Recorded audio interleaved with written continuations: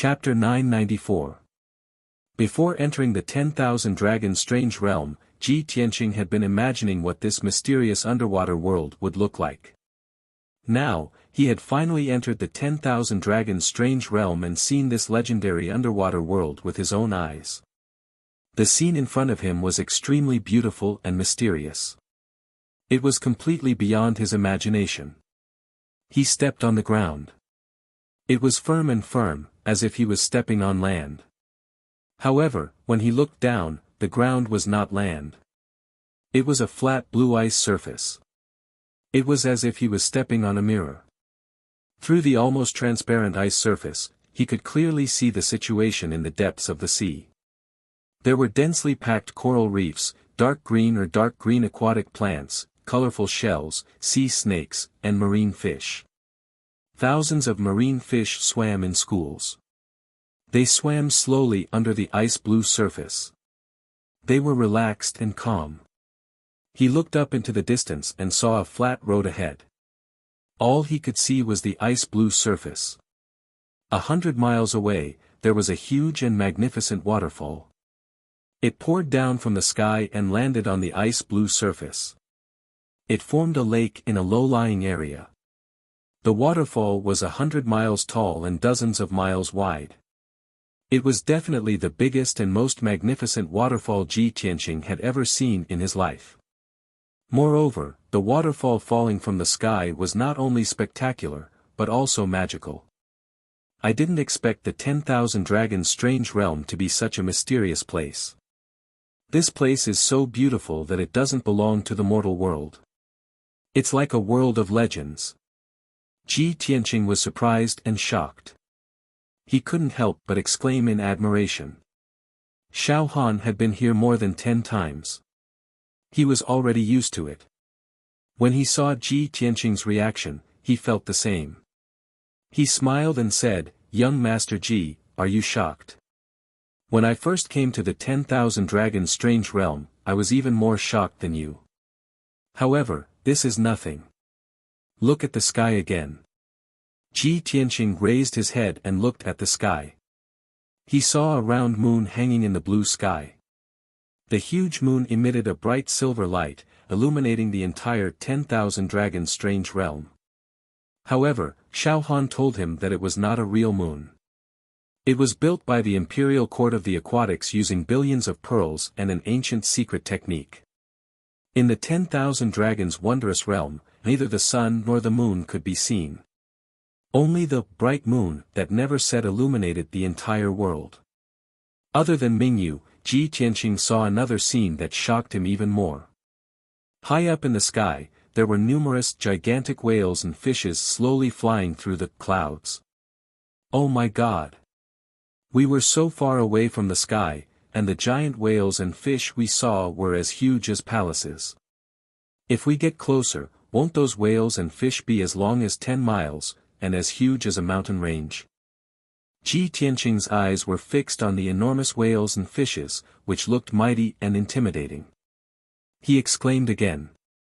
Xiao Han nodded and said in a solemn tone, "That's right, that's the largest water tribe in the East Sea. Each one of them is as long as 20 miles, like a moving mountain range. I once asked the water race's imperial emperor. Those giant whales and fish are actually dragon whales and dragon fish. According to the legends, they were born before the ancient times and were the protectors of the endless eastern sea. Dragon whales and dragon fish?" Ji Tianqing raised his eyebrows and stared at those giant figures in the sky. He felt even more surprised. He had read a lot of books and knew many ancient legends and stories. Of course, he had heard of the legends of dragon whales and dragon fish. However, he never thought that the legendary dragon whales and dragon fish actually existed, and he had seen them with his own eyes. At this moment, Xiao Han pointed to the blue sky and explained to him, "The sky we saw in the 10,000 Dragons wondrous realm was not the sky, it was still the East Sea.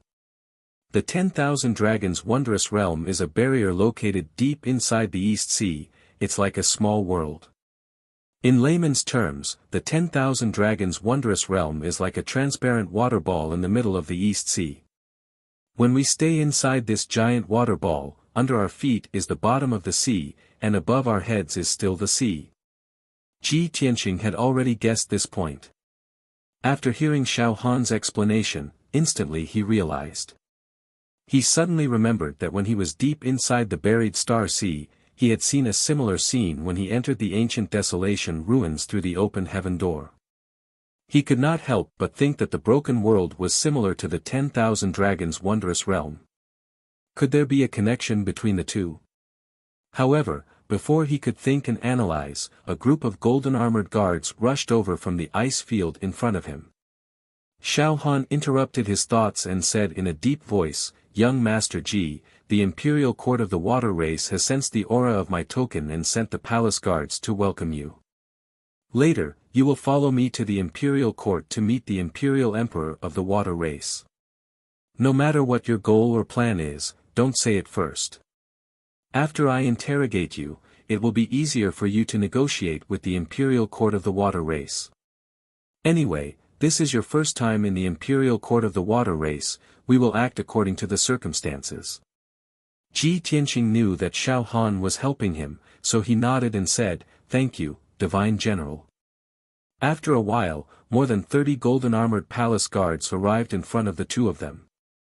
This group of palace guards were all elites of the water race, and they all looked different.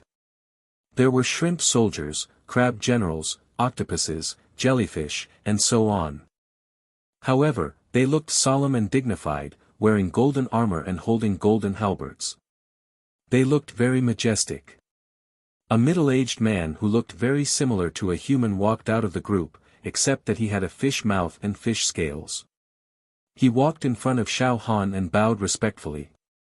He said in the human language, "Greetings, Divine General Dong Lin. I am Yu San, the commander of the palace guards. I have sensed the aura of the Divine General just now, so I have brought the palace guards to welcome you."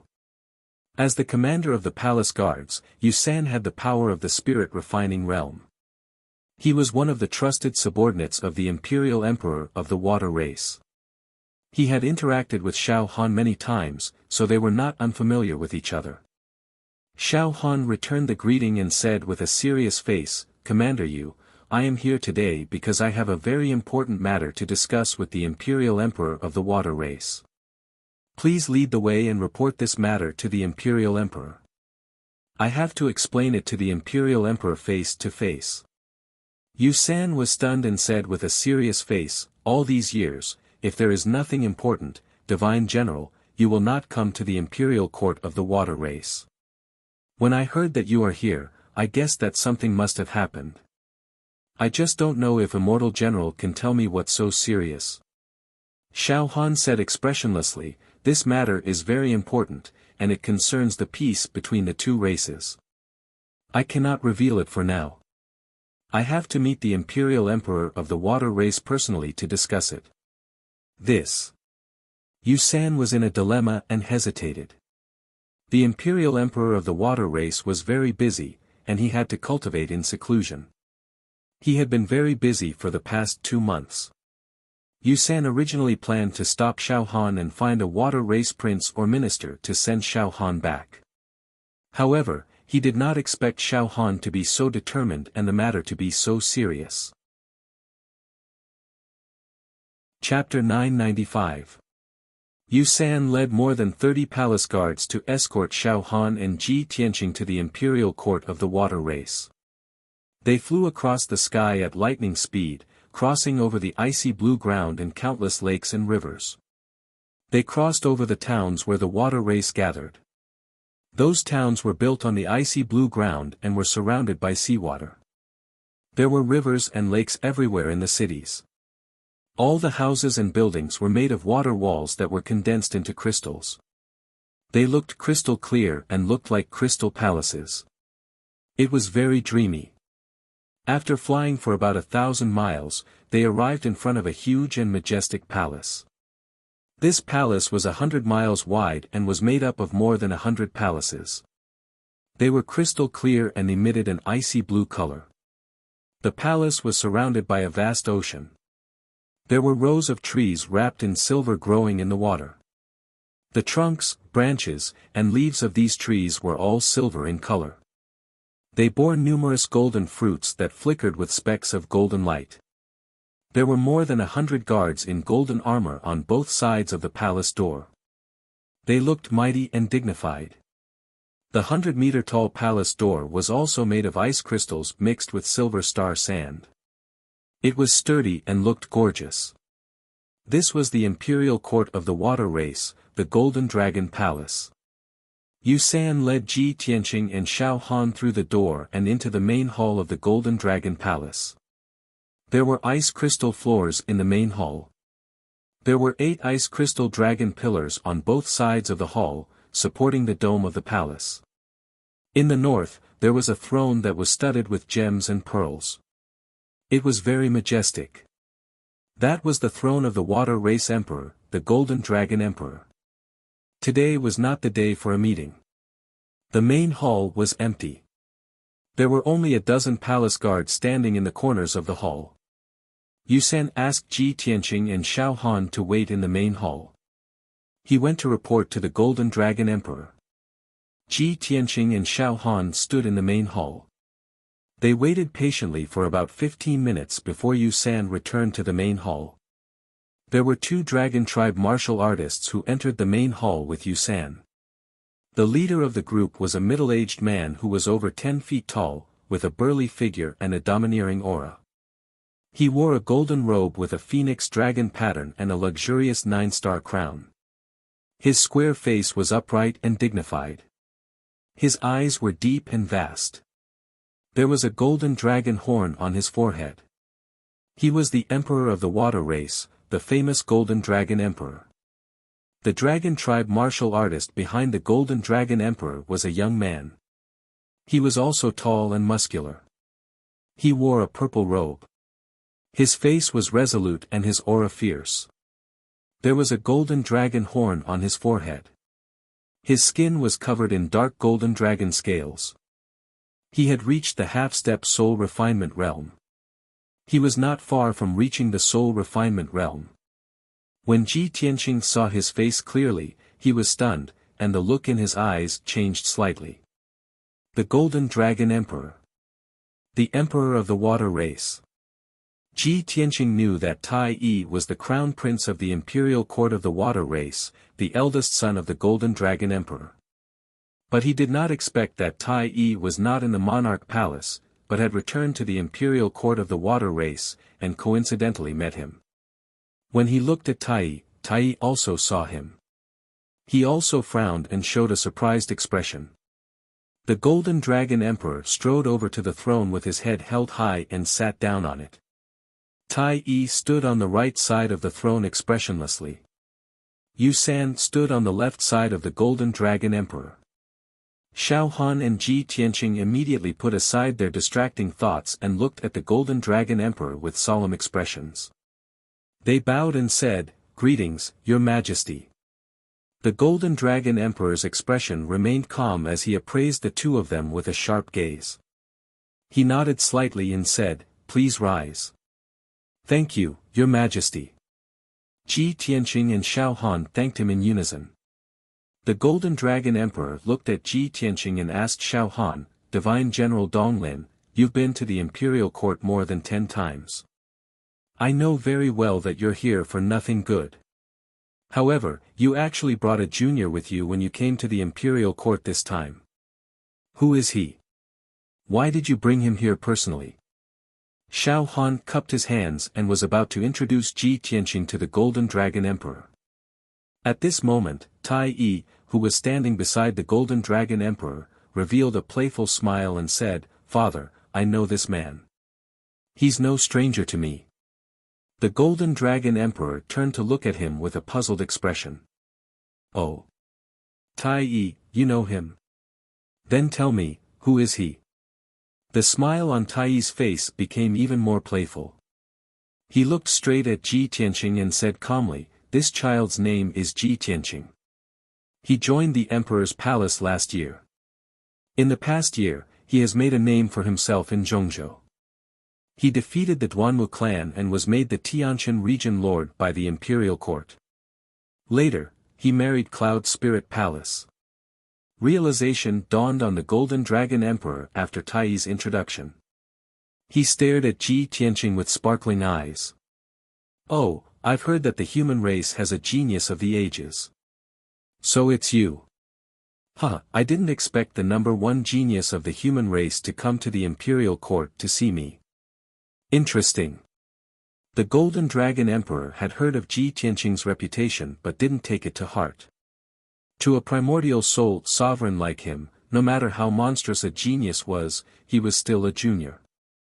He could crush him with a finger. After all, a primordial soul sovereign was already at the top of the continent and could look down on all living things. At this moment, Xiao Han cupped his hands towards the Golden Dragon Emperor and solemnly said, "Your Majesty, Ji Tianqing has come to see you for another matter. However, let's not talk about this for now. Now, I have something important to report to you, Your Majesty. It concerns the peace between the two races." The Golden Dragon Emperor wasn't interested in Ji Tianqing's purpose. He stared at Xiao Han and said, "All right, I was just about to ask you something. Tell me the truth." Xiao Han's expression was serious. Just over a month ago, a sea demon broke into ancient Jade Bay and took over ancient Jade Island. It destroyed dozens of villages and thousands of fishing boats. 80,000 of our people died and more than 100,000 lost their homes. In the end, Ji Tianqing helped me get rid of the sea demon and defeated the sea beast army. Finally, the crisis of ancient Jade Bay was resolved. After the incident, I found out that the sea demon was a grand ink octopus. It was the commander of the guards of the imperial court. May I ask Your Majesty, how do you explain this matter? Xiao Han took out a jade slip from his spatial ring and handed it to Yu San, who handed it to the Golden Dragon Emperor. The jade slip recorded all the deaths of the human race, the destroyed fishing boats, and the various losses suffered by the human race. Hearing this, the Golden Dragon Emperor and Tai Yi looked at each other. Their expressions became serious. The Golden Dragon Emperor took the jade slip from Yu San's hand. After he read the contents of the jade slip with his soul, his expression became even uglier. He clenched his fists and his eyes burned with anger. His body emitted a cold murderous intent. Chapter 996. The Golden Dragon Emperor was extremely shrewd and had always been as calm as a mountain. It was rare for him to get angry like this. Part of the reason why he was so angry was because he did it deliberately for Xiao Han to see. It was because it represented his attitude towards this matter. Although the Water Clan dominated the endless Eastern Sea, they had never interacted with the other clans on the mainland since ancient times. They had always looked on coldly from the sidelines. Even the Demon Clan that wreaked havoc in the world would not become enemies with the Water Clan and had never invaded the Eastern Sea. However, as the territories of the Water Clan and the Human Clan were connected, there were too many interactions between the two clans. Regardless of how arrogant and cold-blooded the Water Clan were, they would not become enemies with the Human Clan. After all, the Human Clan had already become the overlord of the mainland and had countless elite warriors protecting them. The two clans had already drawn a clear boundary between their territories and set up a peaceful and friendly agreement to not invade each other. For thousands of years, the occasional conflicts and grudges between the two clans would be resolved quickly. The way to resolve the grudges and appease the conflicts was to cede territory and pay compensation to keep the peace. For example, the ancient Jade Gulf was indeed the territory of the Water Clan during the ancient times. However, 2,000 years ago, the elite warriors of the Water Clan had invaded the territory of the Human Clan and massacred countless people. In order to not start a war with the Human Clan and appease the anger of the imperial court, the Water Clan ceded the ancient Jade Gulf to the Human Clan. In the recent thousands of years, similar incidents often occurred. As time passed, most of the rich and fertile bays along the coast were given to the Human Clan as compensation. During the ancient times, the territory between the two clans was separated by the coastline. Currently, the territory boundary had become the sea within 10,000 miles of the coast. The shallow sea area was the territory of the human clan and only the deep sea area was the territory of the water clan. The last time there was a conflict between the two clans was 80 years ago. After 80 years of peace, the Tai Mo king had invaded the ancient Jade Gulf and massacred the people of the human clan. Since Divine General Dong Lin had come to denounce him, the Golden Dragon Emperor must think of a way to settle this matter since he could not fall out with the imperial court. The way to resolve the conflict was to cede territory and pay compensation. How could he not be angry? After a moment, he gradually calmed down and explained to Divine General Dong Lin, Divine General Dong Lin, please tell the Imperial Emperor of the human clan on my behalf that it was indeed the negligence of the water clan. It was this emperor's lax supervision that led to this tragedy. This emperor deeply apologizes for this. That Grand Ink Octopus is indeed the guard commander of our clan's imperial court. It has been loyal to its duty for decades. However, it used its status and power to allow its relatives to bully the other aquatic creatures. The imperial court punished its relatives according to the law, and I also punished it heavily, causing it to harbor hatred in its heart. It planned for 2 years, stole a secret treasure of our race, betrayed the imperial court, and escaped from the 10,000 Dragon strange realm. The Golden Dragon Emperor explained the whole story to Xiao Han. In fact, Xiao Han had interrogated Tai Mo Wang and already knew the truth. After the Golden Dragon Emperor finished his explanation, he turned to Xiao Han and asked, Divine General Dong Lin, the imperial court failed to capture Tai Mo King in time, which led to this disaster. Since you've already killed it and resolved the ancient Jade Base crisis, it can be considered a blessing in disguise.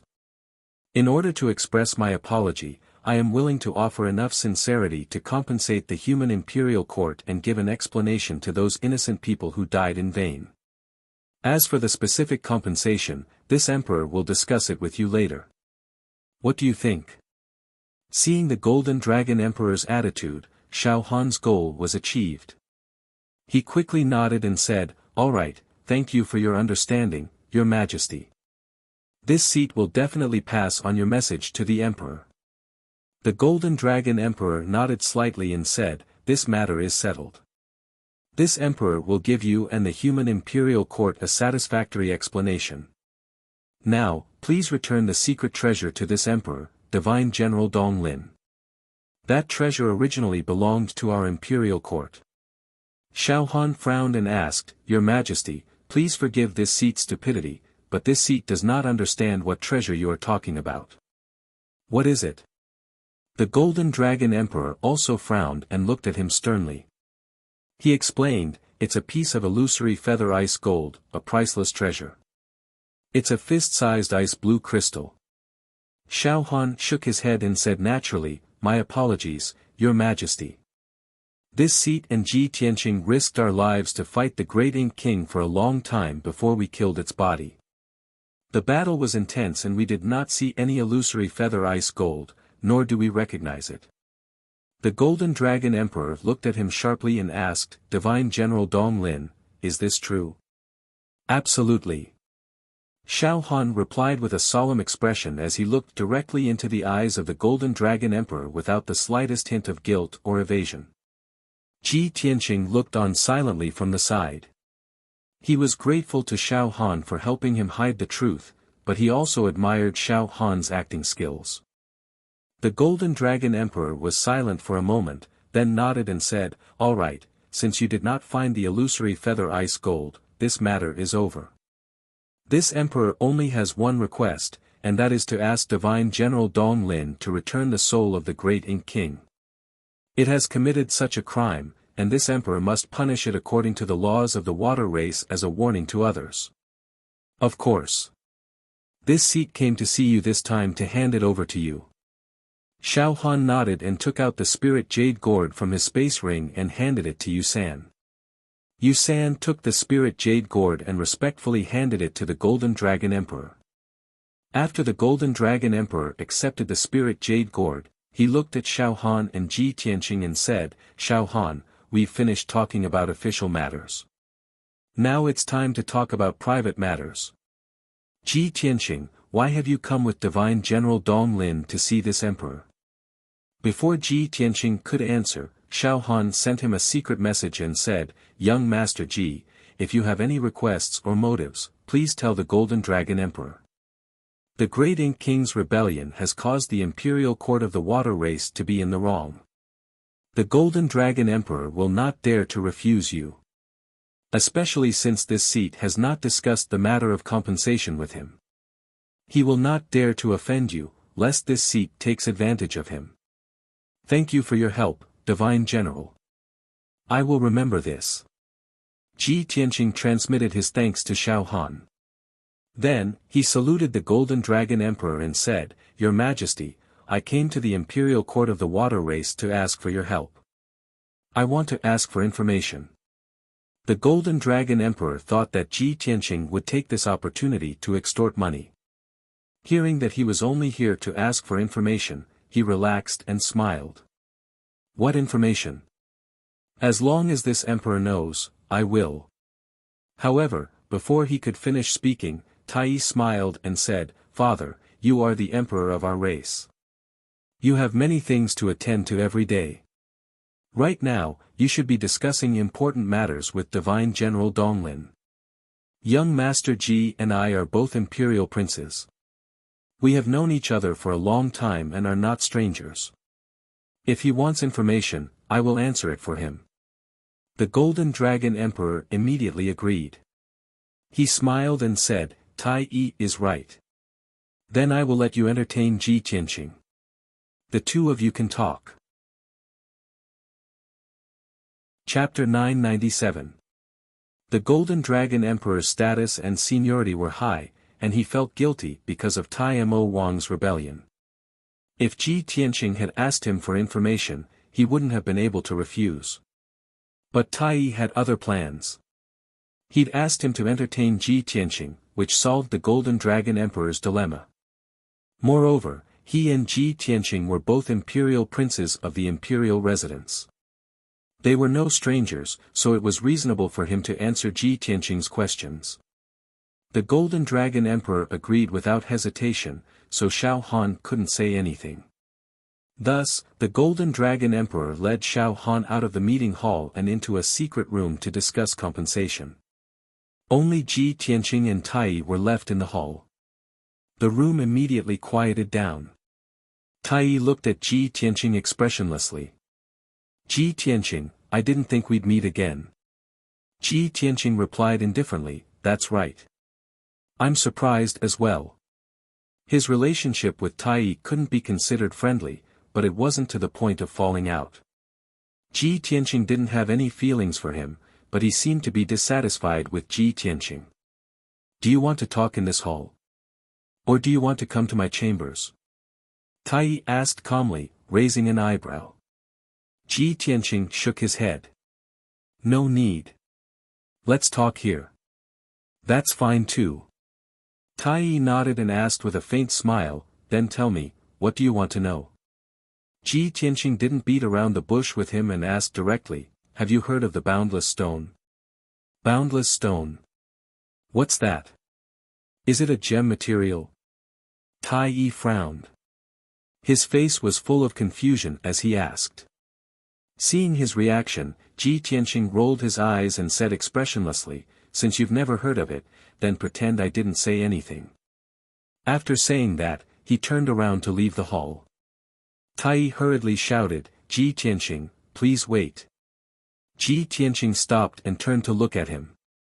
What's wrong? What else do you want?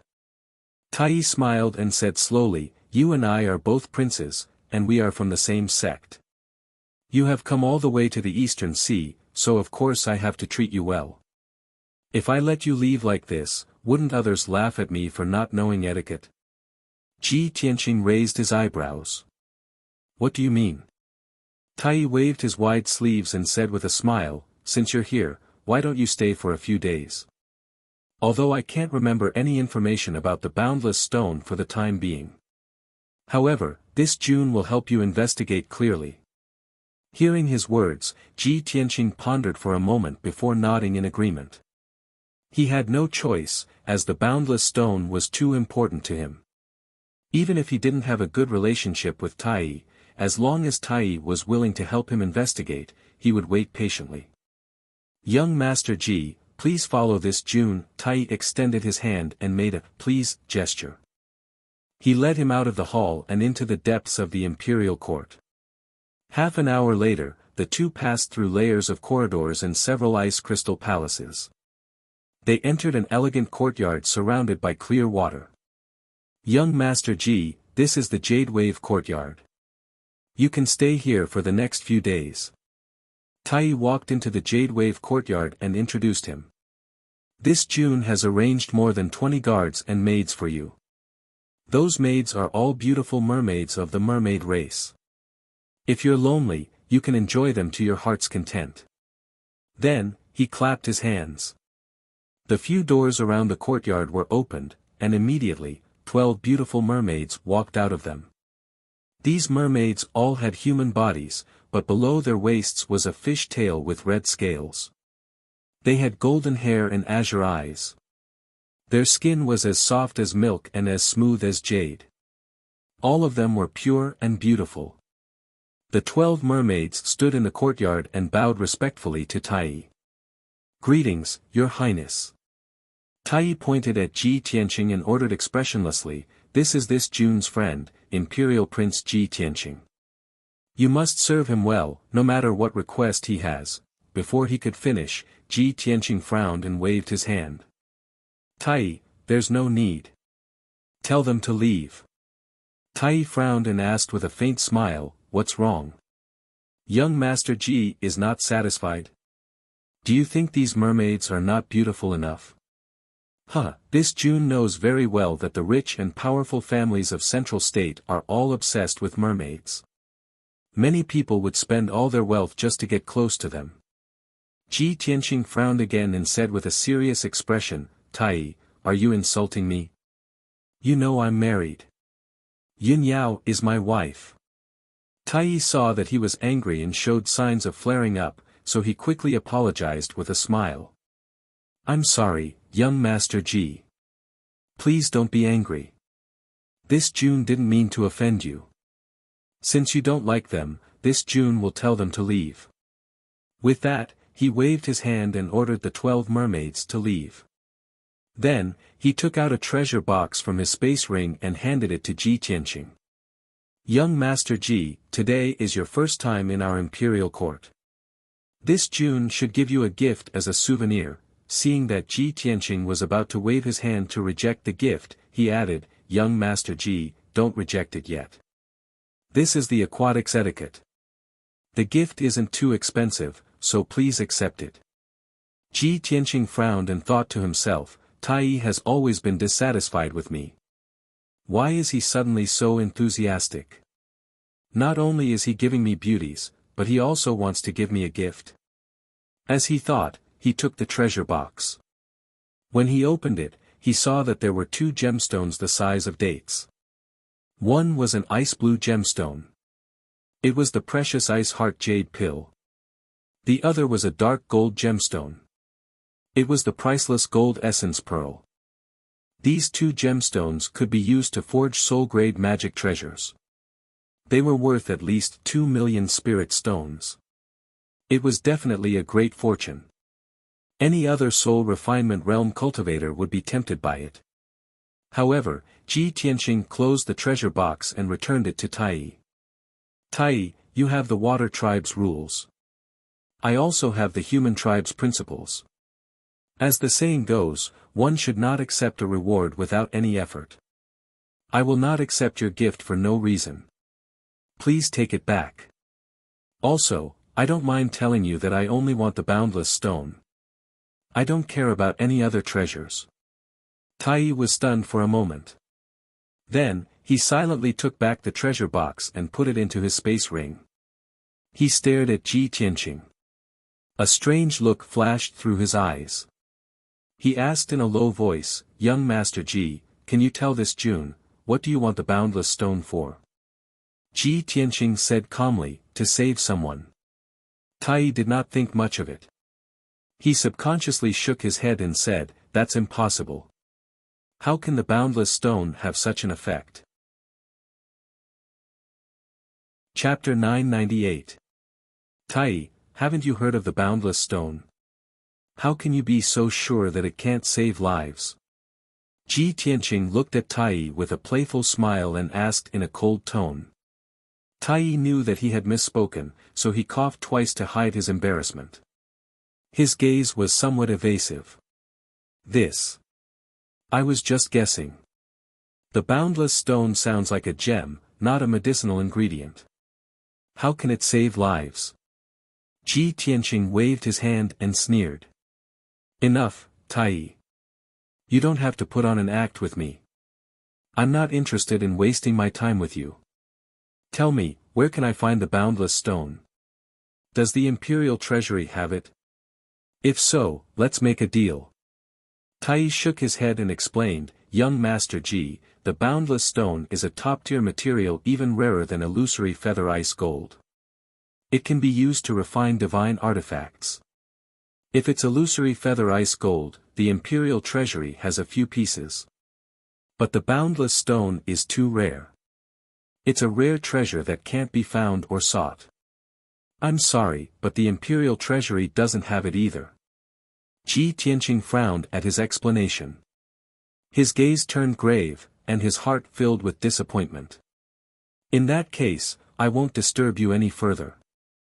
I'll leave with the Divine General after he finishes his discussion with His Majesty the Dragon Emperor. Tai frowned and thought for a moment, then said seriously, then stay here for now. Divine General Donglin and Imperial Father are discussing important matters. They won't be able to reach a conclusion in a day. I'll help you think of a way to find the boundless stone. With that, Tai bid farewell and left. Ji Tianqing stayed in the Jade Wave courtyard alone, living in a luxurious and spacious room. He sat on a bed carved from ice and looked down at the ground. He could see countless oddly shaped fish and coral reefs in the dim light of the ocean floor. He looked up at the sky and saw layers of white clouds in the azure blue sky. There were also a few mountain-sized dragon whales and leviathans slowly flying across the sky. Such a dreamy and illusory world in the water was truly like a fairy tale world, mesmerizing and intoxicating. But he was worried about the boundless stone. He couldn't feel happy about it. A day passed quickly. Ji Tianqing meditated in his room for an entire day. His mental state and power were restored to their peak. He no longer used pills and spirit stones to recover his true essence. Instead, he tried to absorb the energy from the spiritual chi pearl. The result was beyond his expectations. A white pearl the size of a date pit contained several times more spiritual energy than a spirit stone, and it was even purer. The next morning, he ended his meditation. After asking the guards of the water tribe, he learned that Xiao Han was still in a meeting with the Golden Dragon Emperor and had yet to decide on how to compensate him. Not long after, Tai Yi arrived at Jade Wave Courtyard, looking for him with a smile. When the two of them met in the living room, Tai Yi said impatiently, Ji Tianqing, I have already asked around about the boundless stone for you. Although we don't have it in our imperial court's treasury, in the past 1,000 years, our race's experts have found 3 pieces of boundless stone. I have a map here that records the location of the boundless stone. Hearing his words, Ji Tianqing's flame of hope, which was about to be extinguished, was immediately rekindled. He looked at Tai Yi with shining eyes and asked hopefully, where can I find it? Where's the map? Can you show it to me? Tai Yi raised his eyebrows and looked at him expressionlessly. His gaze was a little strange. Ji Tianqing was stunned.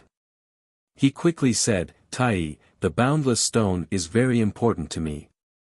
As long as you tell me where it is, I will remember your favor and give you a satisfactory price. Tai Yi shook his head and said playfully, Ji Tianqing, you don't understand me at all. I don't need your favor, and I don't care what price you offer. I don't care about your meager wealth. Ji Tianqing saw the change in Tai Yi's attitude. He frowned and asked in a low voice, then what do you want? Tai grinned and said with a cold sneer, it's very simple. You just need to fight with me. If you can beat me, I will give you the map and the clue. If you can't beat me, you have to accept your loss and be my guard for a year. Hearing his words, Ji Tianqing immediately sneered, you've finally revealed your fox tail. Is this what you want? Tai didn't deny it. He said expressionlessly, in the past year, your name has shaken the world. You are known as the first genius of the human race. Especially after you were taken in as a disciple by God Master Heiyu. You have become the noblest first prince in the imperial palace. However, this monarch will let you know that this monarch is fully deserving of the title of first prince in the monarch mansion. You have reached the 9th level of Sky Origin stage. Don't tell me you don't even have the courage to fight with me. Ji Tianqing understood what he was thinking. His smile became even more playful as he said in a mocking tone, you're jealous because I stole your limelight, so you want to use this opportunity to fight with me to clear your name? Tai didn't deny it. He felt awkward and embarrassed. He said seriously, so what? Cultivators in the world work hard to cultivate for fame and fortune, don't they? I don't do it for profit. I do it for fame. I defeat my opponent with strength. I challenge you fair and square. Is that wrong? Ji Tianqing nodded and said in a deep voice, that's right. At least you said it fair and square. You didn't use dirty tricks to get what you want. Since you are jealous of my fame and fortune, it has become a sore point in your heart. I will do as you wish. I will fight with you. Remember what you said just now. You have to accept your loss. The cultivation of martial arts was to be free and unhindered, to do as one pleased. Especially for martial arts geniuses. Once there was a knot in one's heart that could not be untied, it would become a shackle that would affect one's cultivation. In the past year, Tai had witnessed Ji Tianqing's rapid rise in the imperial palace. His strength was on par with Tai's, and his fame had overshadowed Tai's. A knot had formed in Tai's heart. He couldn't get rid of it. He had been holding it in and couldn't concentrate. Because of this, he had been stuck in the half-step soul refining stage for a long time. He knew that Ji Tianqing was looking for the boundless stone. He wanted to use this opportunity to force Ji Tianqing to fight with him. No matter if he won or lost, at least he would be able to resolve this knot in his heart. This would be of great benefit to his martial arts cultivation. Now that Ji Tianqing had accepted his challenge, he heaved a sigh of relief. His face was full of smiles. He shouted excitedly, good. Ji Tianqing, you are really straightforward. I thank you for your help. Chapter 999. Tai Yi had been waiting for this day for a long time. He couldn't wait any longer. As soon as Ji Tianqing agreed, he immediately wanted to drag Ji Tianqing to the martial arts field to fight. Ji Tianqing, let's not waste any more time. Let's go to the martial arts field to see who's better. As he spoke, Tai Yi walked to the door of the courtyard. Ji Tianqing didn't move. He looked at him with a faint smile and asked in a playful tone, Tai Yi, there are too many people in the martial arts field. Are you sure you want to fight there? Let me give you a piece of advice. Let's find a remote place with no one around. No matter who wins or loses, only you and I will know. This is better for both of us. Tai Yi suddenly stopped and turned to look at him. He grinned coldly and said, what? We haven't even started fighting and you're already afraid? When we fight in the martial arts field, only the people of the water race and the imperial guards will be watching. They don't even know you. Even if you lose, there's nothing to be ashamed of. After all, I'm the #1 genius of the water race. In their eyes, I'm the #1 genius of the continent. It's normal for you to lose to me. Seeing his reaction, Ji Tianqing's smile became more playful. Tai Yi, you're too confident. I hope you can still be so confident in the martial arts field later. Tai Yi understood the meaning in his words, but he didn't take it to heart. Instead, his arrogance was stimulated. He smiled more confidently and said, Ji Tianqing, it's useless for you to say anything now. No matter how much nonsense you say, you can't hide your fear and cowardice. Since you've already agreed, fight with me fair and square.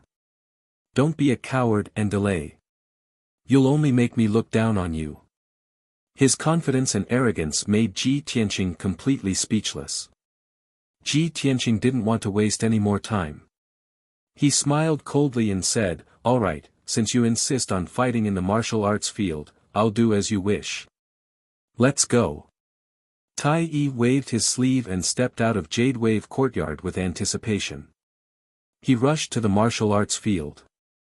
Ji Tianqing followed behind him, leaving the Jade Wave Courtyard and rushing to the martial arts practice field. The training field was located in the depths of the Imperial Court. It was a square with a radius of 1,000 meters, surrounded by ice crystal palaces. It was filled with officials and relatives of the Imperial Court, as well as many guards. This square was like an arena, and it had long been set up with an extremely powerful defensive formation. Even if a soul refinement realm cultivator were to fight in the arena, they wouldn't be able to destroy the formation, let alone endanger the surrounding palaces. When Tai Yi rushed to the training field, the square was surrounded by thousands of Water Clan experts and guards, as well as many relatives of the Imperial Court. There were 2 Sky Origin Stage Water Tribe guards fighting fiercely on the stage. The 2 of them used all their strength and displayed their strengths. They unleashed a dazzling array of ultimate moves, causing the thousands of people to cheer and cheer. Ji Tianqing observed for a while and realized that this was a hobby of the Water Tribe warriors. No matter how strong or weak they were, they all liked to fight in the arena. As for the Water Tribe warriors who were watching the show, some of them even started betting to attract people to place their bets. After a while, the 2 Water Tribe guards finished fighting, and the winner was decided. The winner was so excited that he roared at the top of his lungs, causing countless people to applaud and cheer. The Water Tribe warriors who won the bet were also overjoyed as they discussed enthusiastically. The losers left the arena with gloomy expressions. The cultivators who lost their bets were all discussing with regret.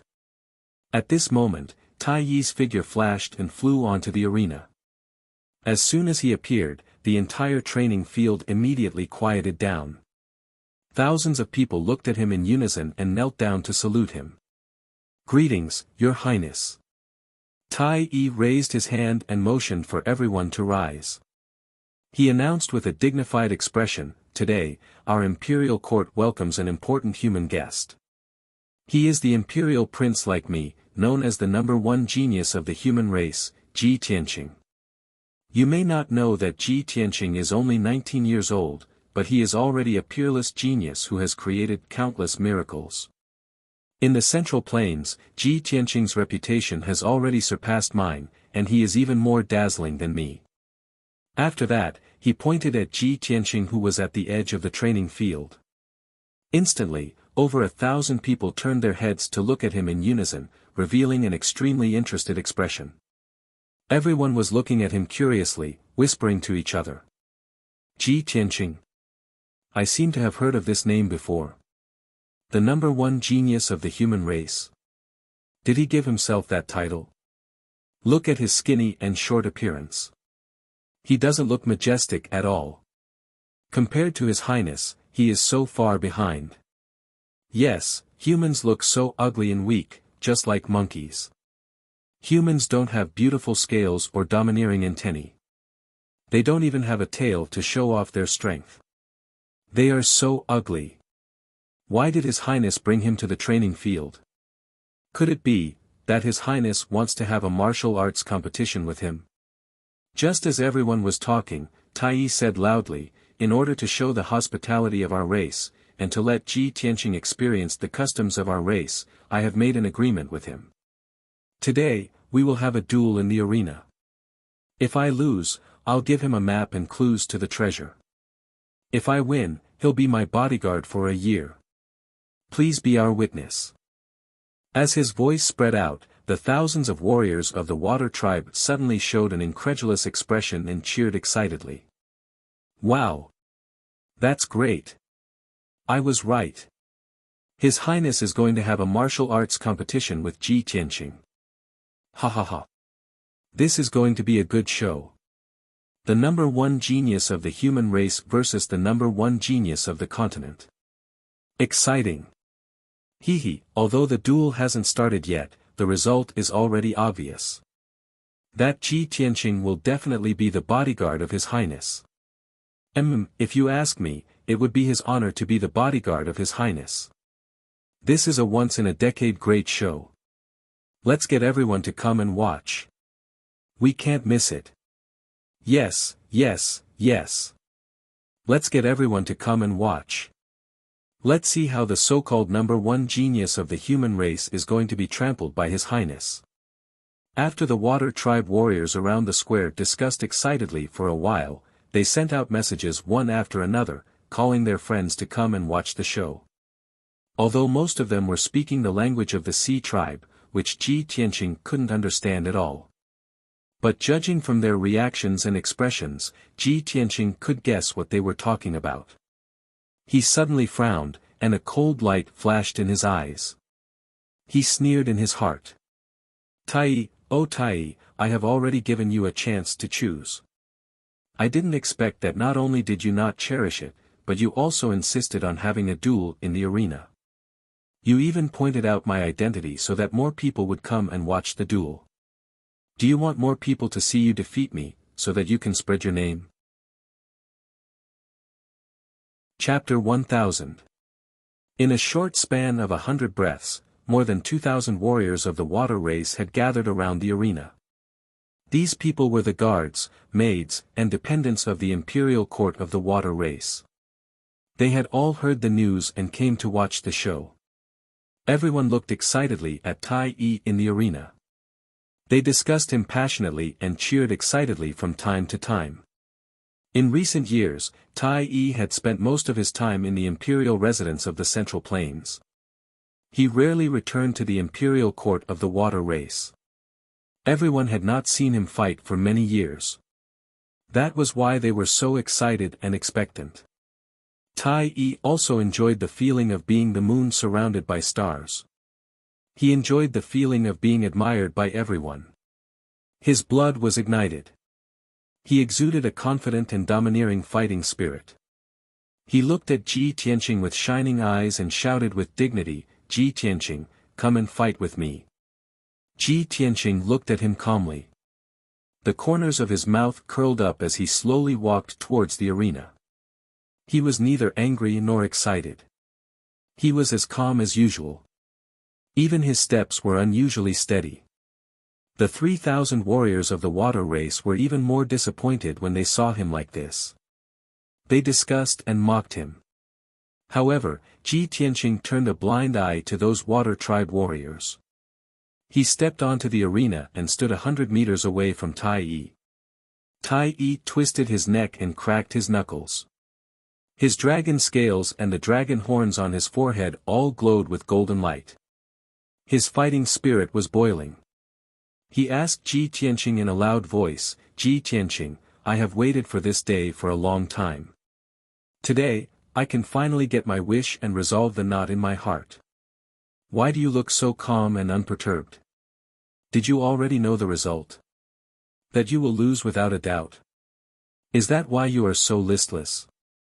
Ji Tianqing looked at him and said calmly, only by challenging someone stronger can my blood and fighting spirit be aroused, just like you are now. Unfortunately, you are no match for me. The result is already decided. What is there to be excited about? His voice was not loud, but it contained great confidence and certainty. It spread clearly to the entire arena. All of a sudden, Tai Yi froze and furrowed his brows. More than 3,000 warriors of the water tribe around the arena were also in an uproar, shouting and laughing. Is this kid crazy? How dare he be so arrogant? Too arrogant. Who did he think he was?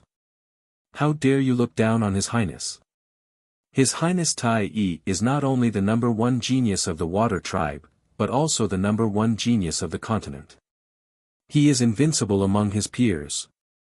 Humph. Everyone, just wait for a good show. This kid has already angered His Highness Tai Yi. He will be beaten into a salted fish later. Your Highness Tai Yi, quickly defeat him and trample on him. Let him see the power of our water tribe. Many cultivators were stirred up, raising their arms and cheering loudly. Tai Yi had also accumulated his will to fight, and his aura had reached its peak. With a serious face, he shouted, "Ji Tianqing, cut the crap.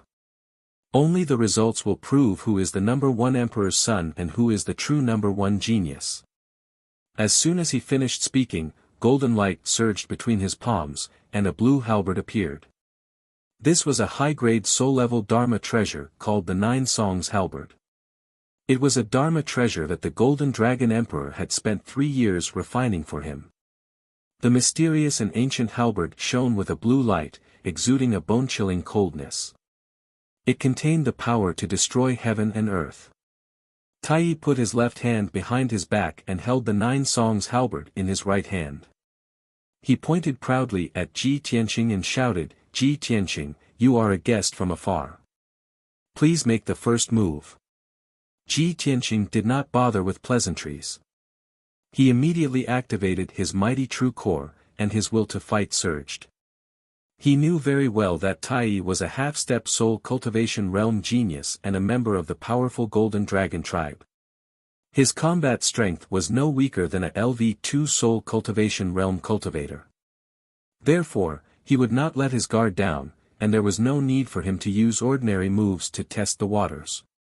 He used his most powerful move as soon as he attacked. Sky-burning palm. He slowly raised his left arm and poured out endless crimson fire, making his arm and palm as red as magma. With a low shout, endless crimson fire surged out of his left palm, condensing into a giant palm as large as a palace that covered the sky and slammed toward Tai Yi. In that instant, the enormous flaming palm that blotted out the sky enveloped the entire arena. The arena within 1,000 meters was covered by the giant palm, turning into a boundless sea of fire.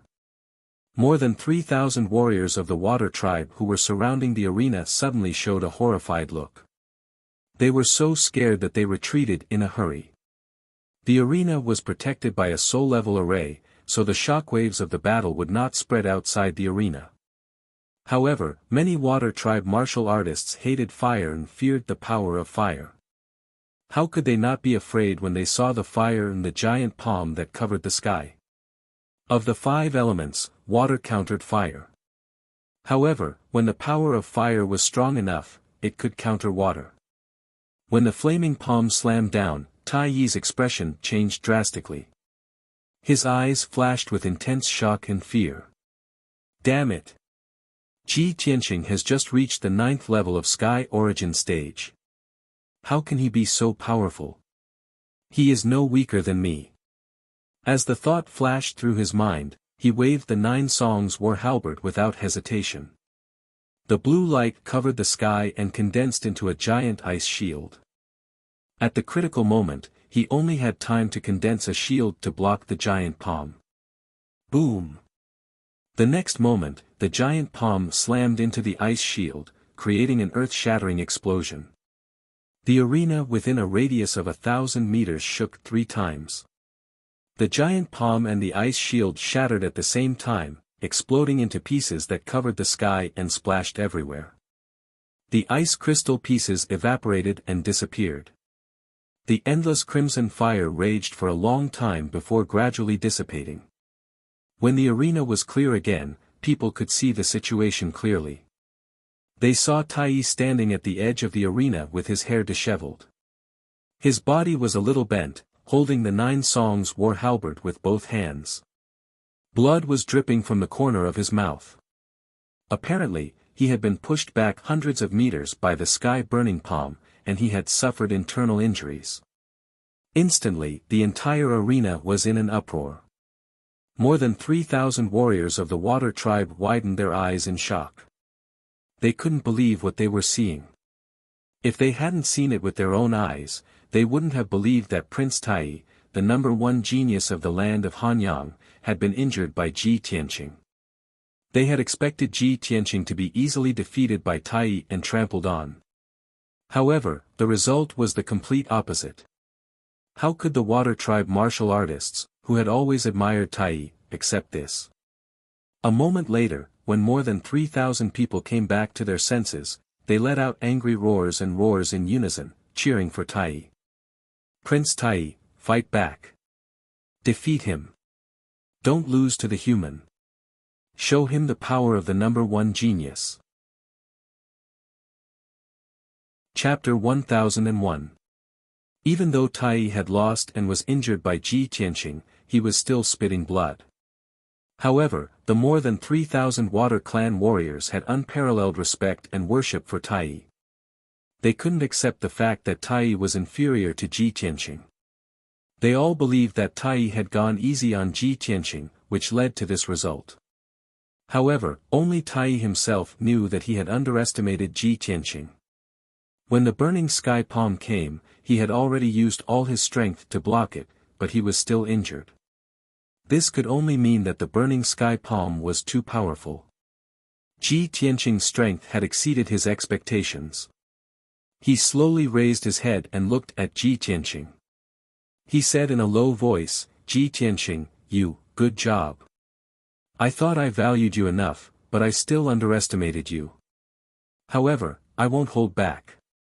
Today, I will defeat you in front of everyone and prove to the world that I am the #1 prince, the #1 genius of the continent." As soon as he finished speaking, Tai held the 9 songs battle halberd with both hands. Golden light surged from his body as he unleashed his strongest strength and used an earth-shattering ultimate move. Wild dragon roars to the 9 heavens. Tai flew into the sky, holding the 9 songs battle halberd with both hands. In an instant, 9 golden dragon shadows descended from the sky and blasted towards Ji Tianqing. The 9 golden dragons were solid and lifelike, as if they were real divine dragons. They were hundreds of meters long, and their bodies were strong and vigorous. With the power to destroy everything, they instantly drowned Ji Tianqing's figure. The arena within 1,000 meters was instantly enveloped by the 9 golden dragons. Ji Tianqing had nowhere to hide. He could only take them head-on. At this critical moment, he didn't hesitate to unleash all his strength. He activated the Kenshin battle robe and turned it into a pair of golden wings that instantly closed. Wings of the Golden Rock. The wide and slender golden wings were like the wings of the Golden Rock. They instantly closed together and protected him tightly. Boom! Boom! Boom! The 9 golden dragons swooped down from the sky and blasted him fiercely. They drowned his figure and exploded with a loud noise that reverberated through the 9 heavens. The entire martial arts practice field trembled again and again, as if it was about to collapse. The defensive formation protecting the martial arts practice field was also activated to its full power, turning into a dense dark blue light barrier. Tai's Tai's all-out attack was ultimately unable to break through the defensive formation. The more than 3,000 people around the arena were dazzled. They erupted into tsunami-like cheers for Tai. In the eyes of the crowd, Tai would definitely be able to defeat Ji Tianqing in one move after using such a world-shaking ultimate technique.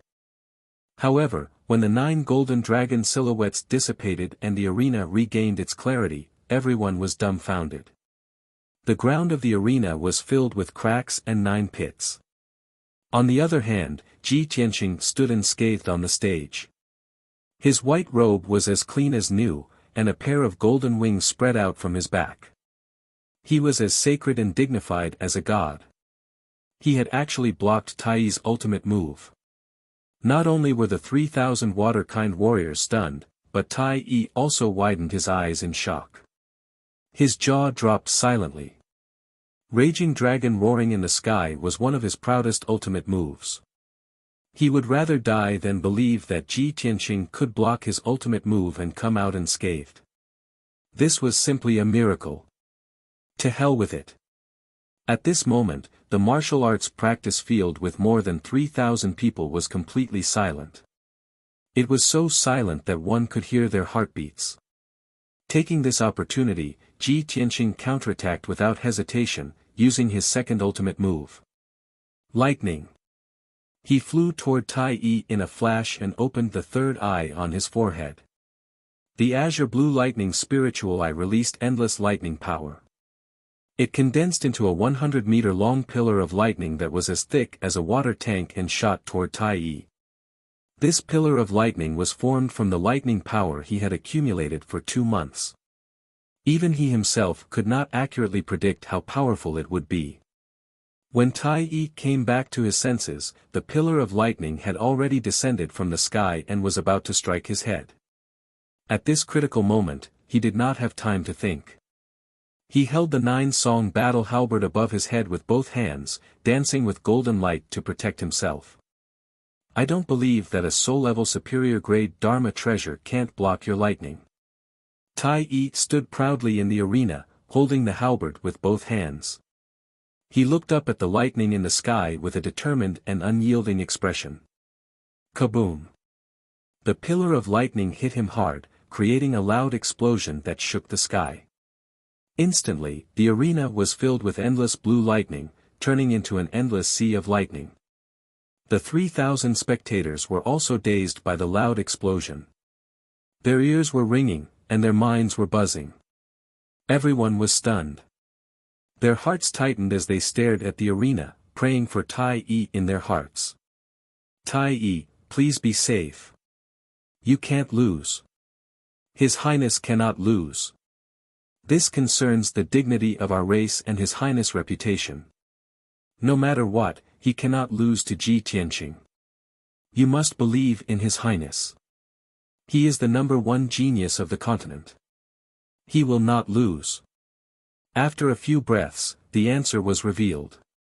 The lightning in the sky dissipated. Only then did everyone see that Tai Yi had disappeared. Only Ji Tianqing was left in the arena, along with a 100-meter-long golden dragon. The dragon was vigorous and had 5 dragon claws. Its body was very strong and domineering. Without a doubt, the golden dragon was Tai Yi's true form. He had been beaten so badly by Ji Tianqing that he had been forced to reveal his true form. This meant that Tai Yi had been forced into a corner and had to use all his trump cards and strength. More importantly, a dozen dragon scales had fallen off, leaving a dozen wounds on his body.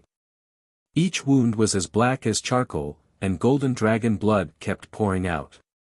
There was also black smoke rising from the wounds. They had been struck by lightning.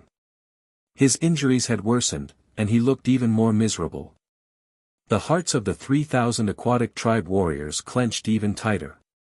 The golden dragon coiled in the sky and looked down at Ji Tianqing. In a deep voice, it said, Ji Tianqing. In 10 years, you are the first person to force me to reveal my true form. I have to admit that you are indeed the #1 genius of the human race. No wonder you are so famous that Divine Master He Yu took a fancy to you and taught you personally. Although I appreciate you and admire you, I have to admit that I admire you. For the sake of my reputation and my heart of martial arts, I must defeat you. As soon as he finished speaking, he stretched out a pair of giant dragon claws, opened his mouth, and pounced on Ji Tianqing from the sky. Golden flames ignited all over its body, and golden flames shot out of its mouth, blotting out the sky and earth. Dragon's breath of destruction. Without a doubt, the golden flames that covered the sky were the legendary dragon's breath. Dragon's breath was formed from the life essence of a dragon. It was extremely powerful and could destroy the world. However, using dragon's breath required a great price. It consumed a lot of one's vitality and blood essence.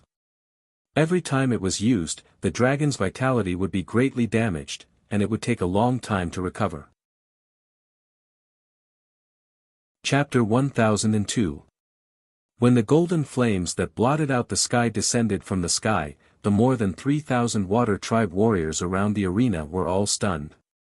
Everyone looked at Golden Dragon Tai in shock and disbelief. Everyone knew that the apocalyptic dragon breath was Tai's final trump card. But no one could believe that Tai had been forced into such a corner by Ji Tianqing. Only now did the water tribe martial artists have to accept the truth. Prince Tai, whom they worshipped and revered, was not as good as Ji Tianqing of the human race. At the same time, two streaks of light flew out of the palace 1,000 meters away from the arena. They were the Golden Dragon Emperor and the Divine General of the East Woods, Xiao Han. They had been discussing compensation in a secret room. Just as the discussion was about to end, they were awakened by the sounds of fighting in the arena. Realizing that something was wrong, they rushed out of the secret room and flew toward the arena. When the two of them flew into the sky, they happened to see Golden Dragon Tai unleash his destructive dragon breath to kill Ji Tianqing. In that instant, Golden Dragon Emperor's expression changed drastically, and a hint of concern appeared in his eyes as he yelled, "Tai! Stop!" He knew the power of the apocalyptic dragon breath. If it hit Ji Tianqing, he would die. But Ji Tianqing was the #1 genius of the human race. He was the realm lord and imperial prince that the emperor highly valued. He was the imperial court's favorite. In order to solve Tai King's rebellion, the imperial court had to compensate the human race with a bay and a lot of resources. If Tai killed Ji Tianqing in front of everyone, the imperial court would be furious. The East Forest Divine General would also demand an exorbitant price. When that happened, the imperial court would have to pay more than just a bay. Even 3 or 5 bays wouldn't be enough. The Golden Dragon Emperor's angry roar shocked all the water tribe martial artists. Tai also trembled. But even if Tai wanted to stop, it was too late. The endless apocalyptic dragon breath had already drowned Ji Tianqing's figure. Even the Golden Dragon Emperor couldn't save him in time. Seeing that a tragedy was about to happen, the Golden Dragon Emperor's expression darkened. He was already thinking about how to appease the imperial court's anger. However, Xiao Han's reaction was calm and indifferent. He looked at the arena with a serious expression. He saw the apocalyptic dragon breath envelop Ji Tianqing with his own eyes, but he wasn't worried or angry. Instead, there was a trace of anticipation in his eyes.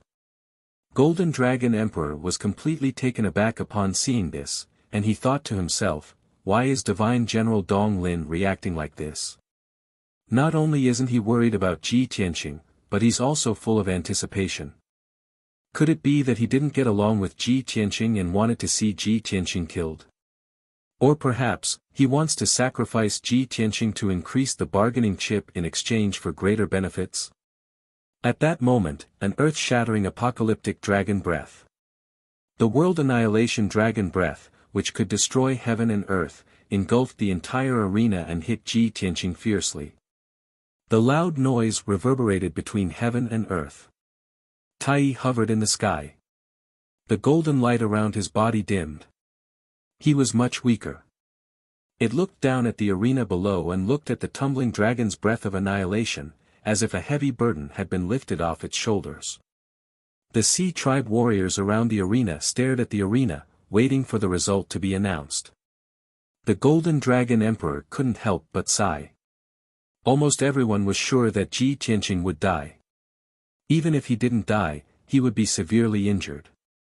There was no way he could survive. Only Xiao Han remained calm. He stared at the arena calmly.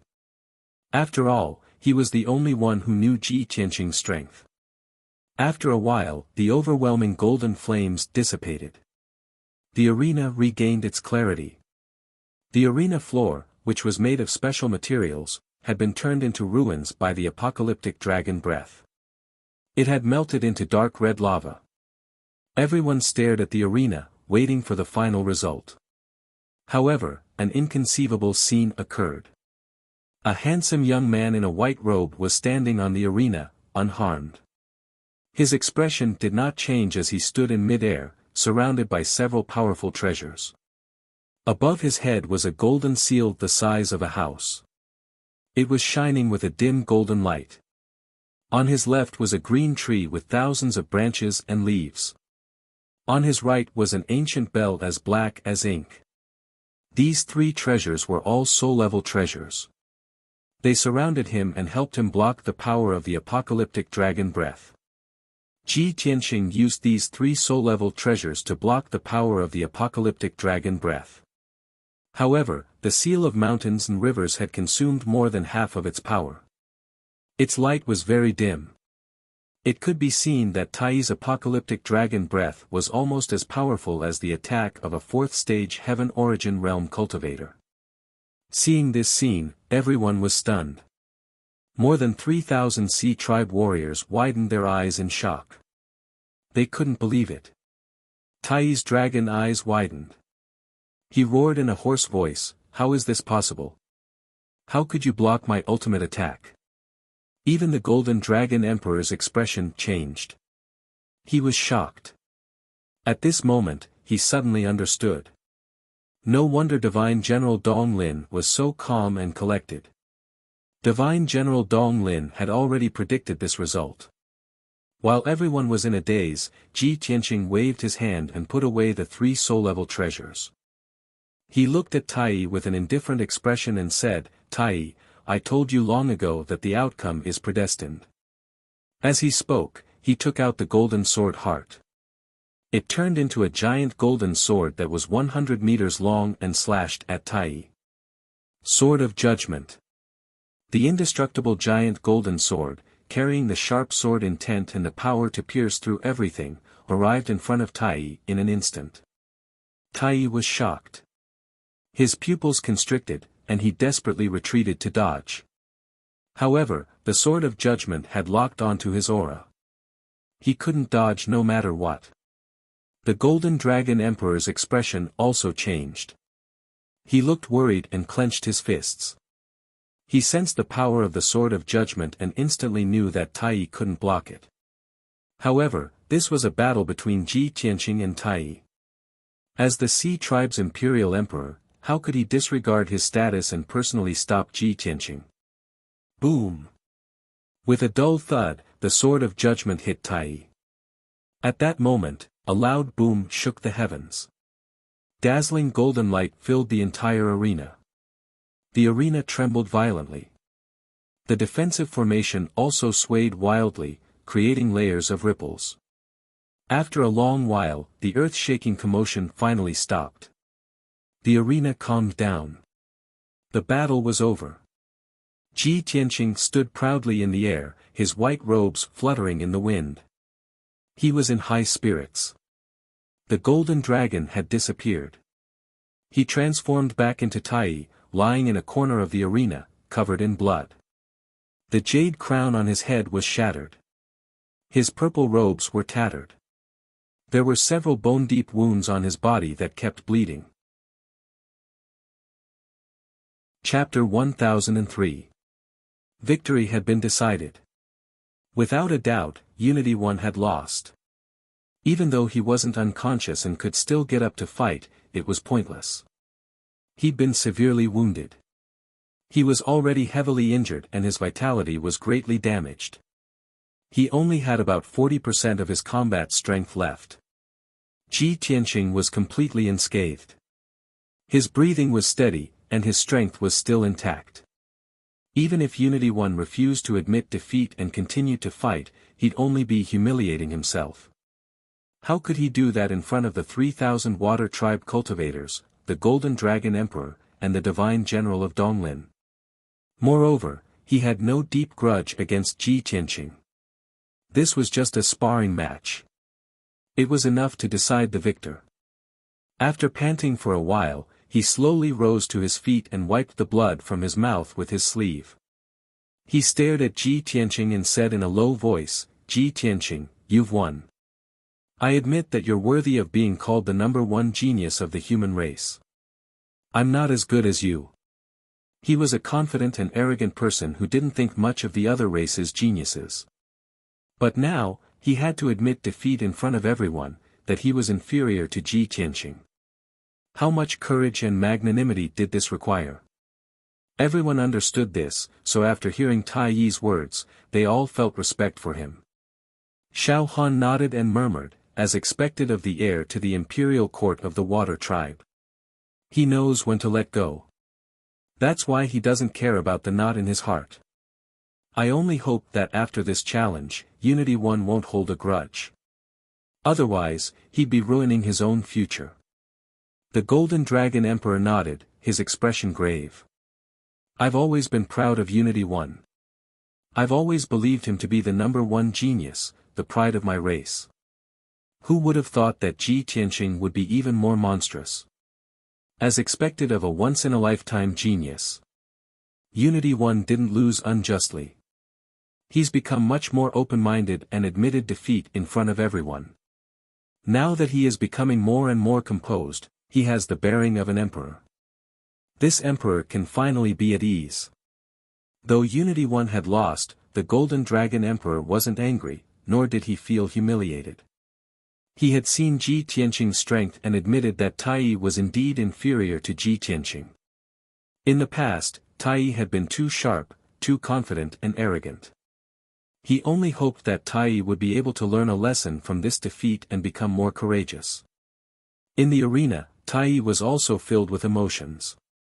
He was in low spirits as he pondered. Before the fight, Ji Tianqing had advised him not to fight in the ring, but to find a remote place with no one around. Only the two of them would know the outcome of the fight. At that time, he didn't take it to heart and even mocked Ji Tianqing. Now that he thought about it, he finally understood Ji Tianqing's good intentions and realized how ridiculous he was. If he had listened to Ji Tianqing's advice, how could he have ended up like this? How could everyone know about this? He did not blame Ji Tianqing. In fact, he was grateful to Ji Tianqing. After all, Ji Tianqing had given him a chance. He could only blame himself for being too arrogant and not recognizing Ji Tianqing's strength. After this fight, he calmed down the resentment in his heart and untied the knot in his heart. He suddenly felt as if he had put down a burden and relaxed. Phew, Tai Yi let out a long breath and threw away all the distracting thoughts in his heart. He looked at Ji Tianqing with shining eyes and said with a sincere expression, "Ji Tianqing, thank you." Ji Tianqing looked at him calmly and nodded with a smile. He did not say anything. Tai Yi clasped his hands in greeting and said, "What I promised you, I will definitely fulfill." After that, he turned and left the arena, returning to his palace to heal. The warriors of the Water Tribe around the arena all looked at his back in confusion and whispered to each other. No one understood. Tai Yi had clearly lost to Ji Tianqing. Why did he thank Ji Tianqing? Perhaps only Ji Tianqing, Tai Yi, the Golden Dragon Emperor, and Xiao Han could understand. After Tai Yi left the arena, Ji Tianqing also left the arena under the respectful gazes of the crowd. He flew over to the Golden Dragon Emperor and Xiao Han and greeted them with a salute. "Greetings, Divine General." "Greetings, Your Majesty." "Please forgive us for what happened just now, Your Majesty Dragon Emperor." Just as he was about to explain the situation to the Golden Dragon Emperor, the Golden Dragon Emperor waved a hand and said earnestly, "Ji Tianqing, you don't need to explain yourself to me, and I won't blame you. I am Tai Yi's father, so of course I know his personality. I can also guess the reason for your fight. You defeated him with your strength and ability. Your talent and aptitude are far superior to Tai Yi's. You are the most monstrous genius in the last 1,000 years. Even I am amazed." The Golden Dragon Emperor had such a high opinion of Ji Tianqing that even Xiao Han was surprised. He knew very well that the Golden Dragon Emperor was a supreme expert who had made a name for himself several hundred years ago. His reputation was on par with human emperors. Moreover, the Golden Dragon Emperor was cold and aloof. He had never praised anyone other than Tai Yi. If news of Ji Tianqing receiving such a high evaluation were to spread, it would shock the world. However, Ji Tianqing remained calm. He smiled and cupped his hands. You flatter me, your majesty. The Golden Dragon Emperor nodded slightly. Tai has always been arrogant, cold, and unreasonable. He also looks down on all the geniuses in the world. However, his attitude toward you is very complicated. He clearly views you as a lifelong rival. Now that you've fought with him, you've fulfilled his wish and dampened his sharpness. Judging from his reaction, it's clear that he's sincerely convinced by you. After this lesson, I believe that he will restrain himself and his martial heart will become even more resolute. If he can calm his heart and cultivate diligently, he won't be far from breaking through to the spirit-refining realm. A genius whose path is smooth sailing cannot bear heavy responsibilities. Setbacks can make people calm, motivate, and grow. In fact, I should be thanking you. At this point, the Golden Dragon Emperor cupped his hands and bowed to Ji Tianqing. Seeing this, the more than 3,000 water tribe cultivators on the training ground were dumbfounded. Xiao Han's eyes widened as he looked at the Golden Dragon Emperor and Ji Tianqing in disbelief. The Golden Dragon Emperor, a supreme nascent divinity cultivator and the monarch of the Water Clan, was actually bowing to a human junior and thanking him. This was simply unheard of. Xiao Han was very sure that when this news spread, it would shake the world. Cultivators of all races would be so shocked that their eyeballs would fall out. At that time, Ji Tianqing's name would spread across the world. Ji Tianqing was also surprised. He hurriedly reached out to support the Golden Dragon Emperor and dissuaded him. Your Majesty, please don't do this. Please get up. However, the Golden Dragon Emperor insisted on bowing. How could he help him up? The Golden Dragon Emperor's tone was solemn, and his expression was sincere. Ji Tianqing, I'm not bowing as the Water Tribe's Emperor. I'm bowing as Tai's father to thank you. I thank you for defeating Tai. I thank you for stopping his arrogance and allowing him to calm down and cultivate martial arts. I also thank you for allowing him to grow through setbacks and gradually develop the temperament of an emperor. Only then can he succeed me as the emperor. If everything went smoothly for him, his arrogance would have destroyed him. You saved him and saved the Water Tribe from losing a peerless genius and a future emperor. This emperor's bow, you are worthy of it. With that said, the Golden Dragon Emperor bowed deeply with a sincere expression on his face. The more than 3,000 Water Tribe cultivators around the training ground saw the Golden Dragon Emperor bow, and they all knelt in unison to pay their respects to Ji Tianqing. We thank young Master Ji. More than 3,000 people shouted in unison. Their voices were like mountain torrents that reverberated endlessly in the sky. Chapter 1004.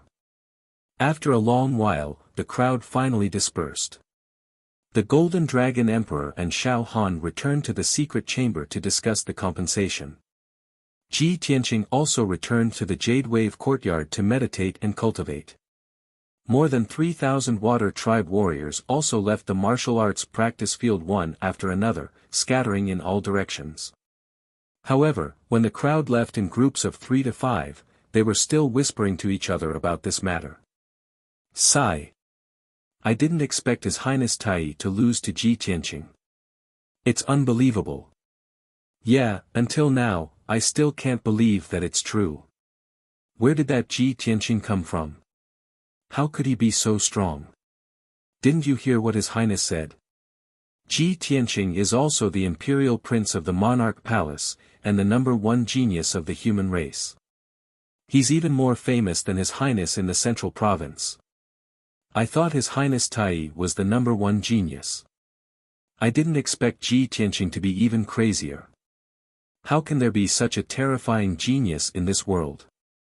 He hasn't even reached the spirit refining stage, but he's already so strong. All in all, His Highness Tai didn't lose unjustly. Ji Tianqing is indeed strong. Even His Majesty the Dragon Emperor has to admit it. Many of the martial artists were discussing the battle between Ji Tianqing and Tai. They were both in awe and curious about Ji Tianqing, and they were all asking about his background and achievements. There were also some who were discussing the Golden Dragon Emperor's attitude and reaction. They were very confused. Ji Tianqing defeated His Highness and humiliated His Highness, but His Highness isn't angry at all. Instead, he's thanking him. What's going on? Yeah, not only did His Highness thank Ji Tianqing, but His Majesty the Dragon Emperor also thanked Ji Tianqing and bowed to him. This is simply unprecedented. Ji Tianqing defeated His Highness Tai and humiliated His Highness in public. His Highness and His Majesty the Dragon Emperor are not angry. Instead, they're thanking him. What's going on? What is the background of that Ji Tianqing? Even if he is the Emperor of the human imperial court, Dragon Emperor shouldn't be so polite to him, right? When a guard commander heard the crowd's discussion, he sighed and explained, "You guys don't understand, do you?" His Highness Tai was grateful to Ji Tianqing. It must have something to do with martial arts cultivation. His Majesty Dragon Emperor was grateful to Ji Tianqing, it must be because of His Highness Tai. Think about it, His Highness Tai was not discouraged after being defeated. He was very magnanimous and calm. This was not in line with His Highness's previous personality. This means that after His Highness went through a setback, his mentality has changed. He has become calmer and more magnanimous. Only by being flexible can one become a true expert. When everyone heard his words, they suddenly came to a realization. Ah, I see. No wonder the Honorable Dragon Emperor wants to thank Ji Tianqing. It turns out that he is grateful to him for training His Highness Tai. His Majesty Dragon Emperor is the emperor of our race. He actually disregarded his status and bowed to Ji Tianqing to thank him. I didn't expect him to be so thoughtful. The guard commander nodded and said with a complicated expression, His Majesty Dragon Emperor is a supreme primordial soul stage cultivator. He sees and thinks differently from us. How can we guess his thoughts? His Majesty Dragon Emperor is farsighted. He must have seen that Ji Tianqing's talent is extraordinary. He will definitely become an overlord in the future. That's why he is treating him like this. If he was an ordinary person, he wouldn't even be recognized by His Majesty Dragon Emperor, let alone be thanked by him. Many martial artists of the Sea tribe nodded in agreement.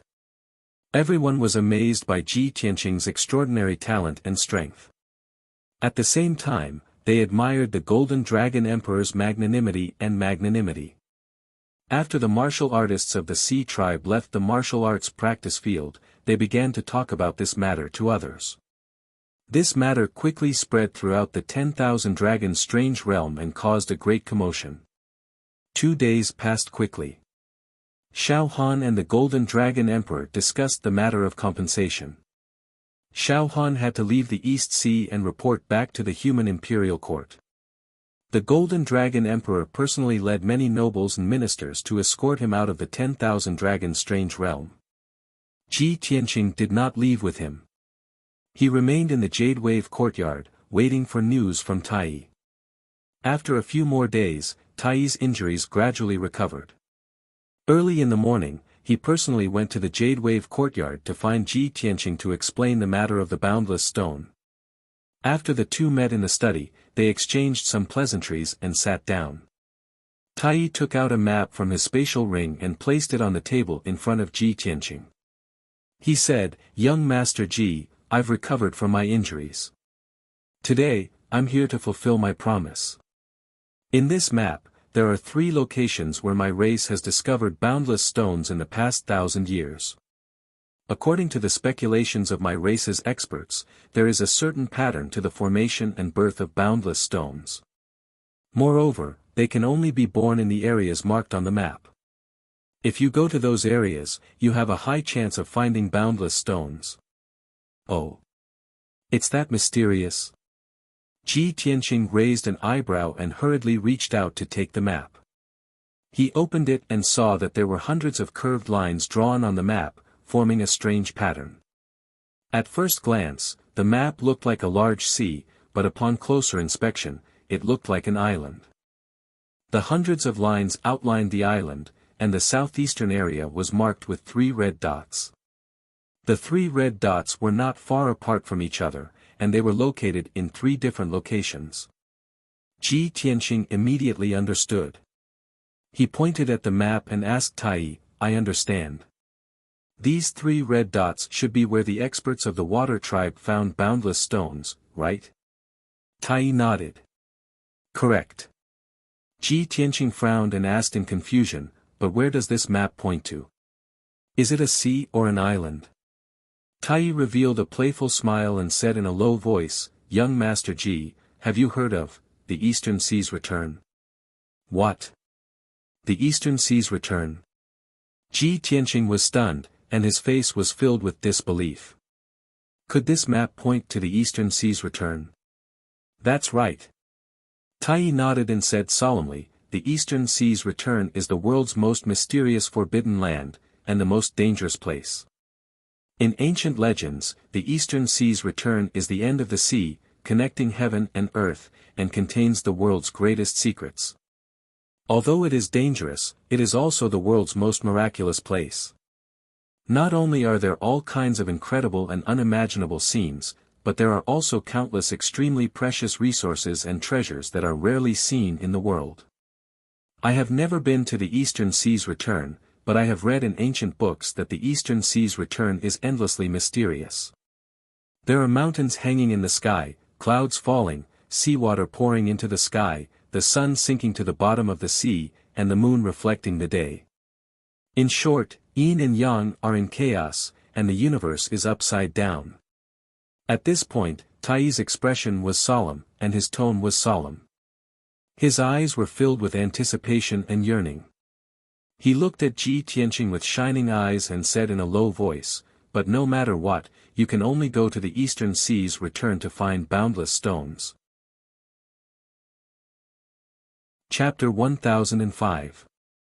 Ji Tianqing was stunned by Tai's words. You accompany me to the Eastern Sea's returning ruins? He frowned and stared at Tai in disbelief. He clearly remembered that Tai had only agreed to give him a map and clues if he lost. He had never agreed to accompany him to search for the boundless stone. After a moment of silence, he asked, Tai, I'm satisfied that you can give me a map and clues about the boundless stone. As for the adventure in the Eastern Sea's returning ruins to search for the boundless stone, I can go alone. There's no need for you to accompany me. Tai was taken aback, then hurriedly explained, Young Master Ji, you misunderstand. I'm only accompanying you to the Eastern Sea's returning ruins. I won't accompany you to search for the boundless stone. Although you've heard of the Eastern Sea's returning ruins, you definitely don't know how to get there. The Eastern Sea's returning ruins is to the northeast of the Eastern Sea, very far from my race's imperial court. It'll take at least 2 months to get there. If you go alone, you definitely won't find the entrance to the Eastern Sea's returning ruins. I can only take you there personally. It's actually that far. Ji Tianqing raised his brows and said seriously, then you can't accompany me. You'll waste 4 months on a round trip. Won't that affect your cultivation? Tai frowned and continued to explain, Young Master Ji, truth be told, I rushed back to the Eastern Sea from the center state on Imperial Father's orders. In recent months, there's been some trouble at the northern border of the Eastern Sea. I need to personally oversee the situation and stabilize the situation. It just so happens that I'll be heading to the northern border in a few days. I'll pass by the entrance to the Eastern Sea's returning ruins, so I'll take you with me. Ji Tianqing was enlightened and hurriedly nodded. So that's how it is. Thank you very much. As he spoke, he cupped his hands and bowed to Tai in thanks. But inwardly, he was muttering, isn't the northern border of the Eastern Sea the place where the demons and the northern desert meet?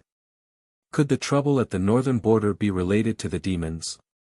But the demons aren't good at swimming, nor do they have any intention of conquering the Eastern Sea. They've always been at peace with the water tribe. Ji Tianqing was full of questions, so he asked Tai, can you tell me if the matter at the northern border is related to the demons? Ever since the Devil Emperor had returned to the northern desert, the Devil tribe had become more and more powerful. They had expanded more and more unscrupulously, invading the territories of other races. Could it be that the Fiend race has also started to make a move on the Eastern Sea? Tai Yi neither admitted nor denied it. He said expressionlessly, "Young Master Ji, this is a matter of the Water Tribe. There is no need for you to worry about it. I don't know the specific situation right now, so I can't answer your question. Rest well for 2 days and make some preparations. 2 days later, we will set off for the Eastern Sea's sinkhole." Seeing his attitude, Ji Tianqing already knew what was going on, but he didn't ask too much, so he just nodded. Tai Yi cupped his hands and was about to leave. At this moment, Ji Tianqing stretched out his hand to stop him and said seriously, "Tai Yi, I came to the imperial court of the water race this time not only to find the boundless stone, but also for another matter. It wasn't convenient for me to say it before, but now that I think about it, if I don't ask for your guidance now, I'm afraid I won't have another chance." Tai Yi raised his eyebrows and asked calmly, "Young Master Ji, what do you want to ask?" Ji Tianqing explained, "Tai Yi, in the Eastern Sea, the millions of water tribes respect the Dragon Tribe, and the Golden Dragon Tribe is the leader of the Dragon Tribe. I want to ask, how many black dragons are there in the Dragon Tribe? Are they in the imperial court now?" Tai Yi frowned in confusion and asked, "Why are you asking about this?" Ji Tianqing didn't hide it from him and told him the truth. "I have a companion. It's a young black dragon, but it was born in the southern continent and has never been to the Eastern Sea. It doesn't know who its parents are, nor can it find its kin or friends, so I want to help it ask around." Hearing this, Tai Yi narrowed his eyes and said gravely, "Ji Tianqing, we dragons are born noble, above all other races. We dragons will never submit to others, let alone be their mounts or slaves. Originally, according to the rules of our dragon tribe, that black dragon can't follow you and must return to the Eastern Sea. However, since it's willing to follow you, and you're a genius, I won't pursue this matter." Ji Tianqing didn't answer and looked at him expressionlessly, waiting for him to answer. Tai Yi was silent for a moment, then said, "To tell you the truth, although the Eastern Sea has millions of water tribes, with tens of thousands of races, the Dragon Tribe will always be the noblest. There are very few dragons. Other than those who live in seclusion, we only have tens of thousands of flood dragons. Most of the flood dragons are water dragons, ice dragons, fire dragons, and earth dragons. There are very few black dragons, silver dragons, and azure dragons. Our golden dragon tribe is even rarer, so we're called the emperors of the water tribes." Ji Tianqing asked, "I've heard about this. Are there any black dragons in the imperial court?" Tai Yi nodded. "Of course there are. There aren't many black dragons, but they're very strong. I don't know how many black dragons there are outside the imperial court. You'll have to find out for yourself. There are a total of 52 black dragons in the imperial court. Most of them are nobles and guards. If you want to help that little black dragon find its relatives, I can take you to see them. If they're related by blood, they'll sense it when they get close. It'll be easy to identify them. Tai Yi, allow me to thank you on behalf of the little black dragon." Ji Tianqing bowed to Tai Yi with a solemn expression. "There's no time to lose. Take me to see those black dragons now." Tai Yi didn't waste any time. He turned and walked out of the study, leaving Jade Wave Courtyard. Not long after, he brought Ji Tianqing back to his palace and entered the discussion hall. He had the guards pass down the order to summon all the black dragons in the imperial court to see him. The guards passed down the order, and Ji Tianqing waited patiently in the hall. He summoned the little black dragon and told it the whole story. When the little black dragon heard the news, it was excited and grateful to Tai Yi. About 15 minutes later, more and more black dragons arrived to meet Tai Yi. These black dragons didn't appear in their flood dragon forms. They were all in human form, tall and powerful men or women. Some were palace guards, some were princes, ministers, and nobles, and some were generals under the imperial court. In short, each black dragon was powerful and had an extraordinary status. This was the first time the little black dragon had seen so many of its kind. It was indescribably excited. Within 2 hours, a total of 52 black dragons came to see Tai and the little black dragon one after another. However, the little black dragon didn't sense any bloodline. Chapter 1006. After the black dragons left, the hall regained its peace. Unity Supreme looked at the little black dragon and asked, "What's wrong? None of these black dragons are related to you by blood." The little black dragon shook its head in disappointment, its heart heavy. Seeing this, Unity Supreme nodded and said in a low voice, "Young Master Ji, it seems that this little black dragon's parents are not in the imperial court. According to what I know, there aren't many black dragons outside the imperial court. There are only a few, and they are scattered all over the world. If you insist on helping it find its family, it will be as difficult as ascending to the heavens." Ji Tianqing nodded to express his understanding. He consoled the little black dragon, "Little black dragon, don't be discouraged. This is only a black dragon of the imperial court. There will be plenty of time in the future. Let's continue searching. One day, we'll find your parents and family." The little black dragon silently nodded, not saying anything. Ji Tianqing put it back into the pouch and bowed to Unity Supreme. "Unity Supreme, many thanks for your help. I'll take my leave first." Unity Supreme nodded and sent him out of the hall.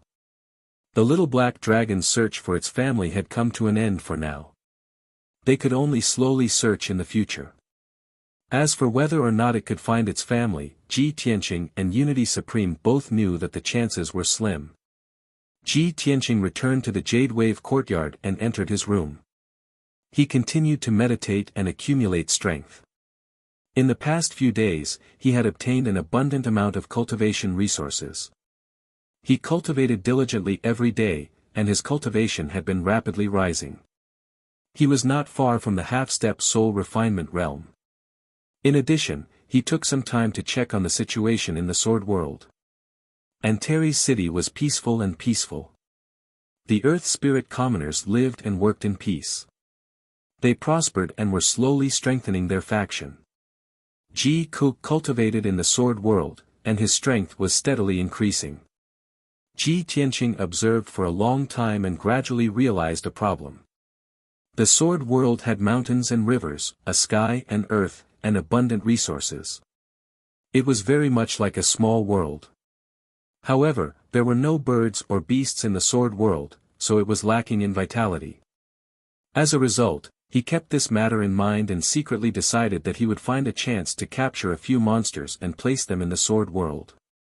Unknowingly, 2 days passed. On the morning of the 3rd day, Ji Tianqing left the Green Wave courtyard and bid farewell to the Golden Dragon Emperor. He then followed Tai out of the imperial court of the water race. Tai was ordered to head to the northern border of the Eastern Sea. Naturally, he was accompanied and escorted by experts. The Golden Dragon Emperor had arranged for a Soul Refinement Realm Guard commander to protect and escort Tai. Coincidentally, this Soul Refinement Realm Guard commander was a black dragon called Longyuan.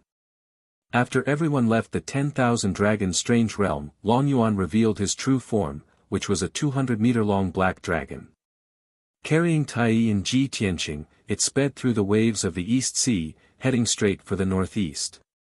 Along the way, Tai and Ji Tianqing stood side by side on the back of the black dragon, gazing at the vast sea before them as they whispered to each other. "Ji Tianqing, I've long heard that Yun Yao was captured by the Demon Emperor. Previously, you said that you were looking for the Boundless Stone to save someone. After that, I thought about it. You came all the way to the Eastern Sea and risked your life to find the Boundless Stone. The person you want to save must be Yun Yao, right?" Tai turned to look at Ji Tianqing and asked in a deep voice. Ji Tianqing didn't hide it from him. He nodded and said, "That's right. I must get the boundless stone to increase my strength. When I'm strong enough, I'll head to the northern desert to save Yunyao." Tai frowned and said expressionlessly, "The demon emperor was a peerless expert 1,000 years ago. His demonic arts were superb, and he was known as the world's #1 demon. It was said that he was born from an ancient demonic seed. Even the legendary Kenshin couldn't kill him completely. He could only suppress him for 1,000 years. The demon emperor is so strong that even a nascent divinity realm expert might not be able to defeat him. You want to barge into the northern desert to save Yunyao? You're walking into a trap and seeking your own death. If you die in the northern desert, it'll be a loss for the human race. I'll feel sorry for you, and I'll also lose the strongest enemy in my life. Without you as my opponent, I'll be very lonely." Tai's character was arrogant and cold, and he had almost no friends. Although he appreciated Ji Tianqing and wanted to make friends with Ji Tianqing, he was not good at talking. However, he was not good with words and would not dissuade Ji Tianqing like a friend. Ji Tianqing looked at the sea expressionlessly. His eyes were firm, and he said in a deep voice, "In your opinion, with my strength, it's impossible to save Yunyao. What I'm doing is tantamount to suicide. Maybe you think it's stupid." "That's right." Tai nodded. Ji Tianqing smiled and said in a complicated and deep voice, "But you don't understand at all. There are many things in the world that can't be measured by right or wrong, life or death. Some things, even if you know it's wrong, you have to do it. Even if there's a mountain of knives and a sea of fire in front of you, you have to step in." "Love is harmful," Tai said expressionlessly. Tai said expressionlessly, "I didn't expect that a genius like you would be trapped by love and die because of love." Ji Tianqing glanced at him, frowned and said, "Shut up. I haven't gone to the northern desert yet, and you're already cursing me." Tai looked at him indifferently and said in a calm voice, "The ending is already decided. As long as you step into the northern desert, you won't be able to return." "Ha!" Ji Tianqing sneered and said in a playful tone, "Then we might as well make a bet." "Bet on what?" Tai turned to look at him, showing a trace of interest. Ji Tianqing looked at the sea in front of him and said in a deep voice, "I will definitely go to the northern desert. If I succeed in saving Yunyao and leave the northern desert alive, you lose. You have to be my guard for a year." Tai raised his eyebrows and said in a cold voice, "You're very vengeful." Ji Tianqing smiled and said in a playful tone, "Didn't you come up with this idea? Do you dare to accept it?" "Why not?" Tai frowned and asked in a deep voice, "What if you lose?" Ji Tianqing couldn't help laughing and said in a playful tone, "If I lose, I won't be able to come back alive.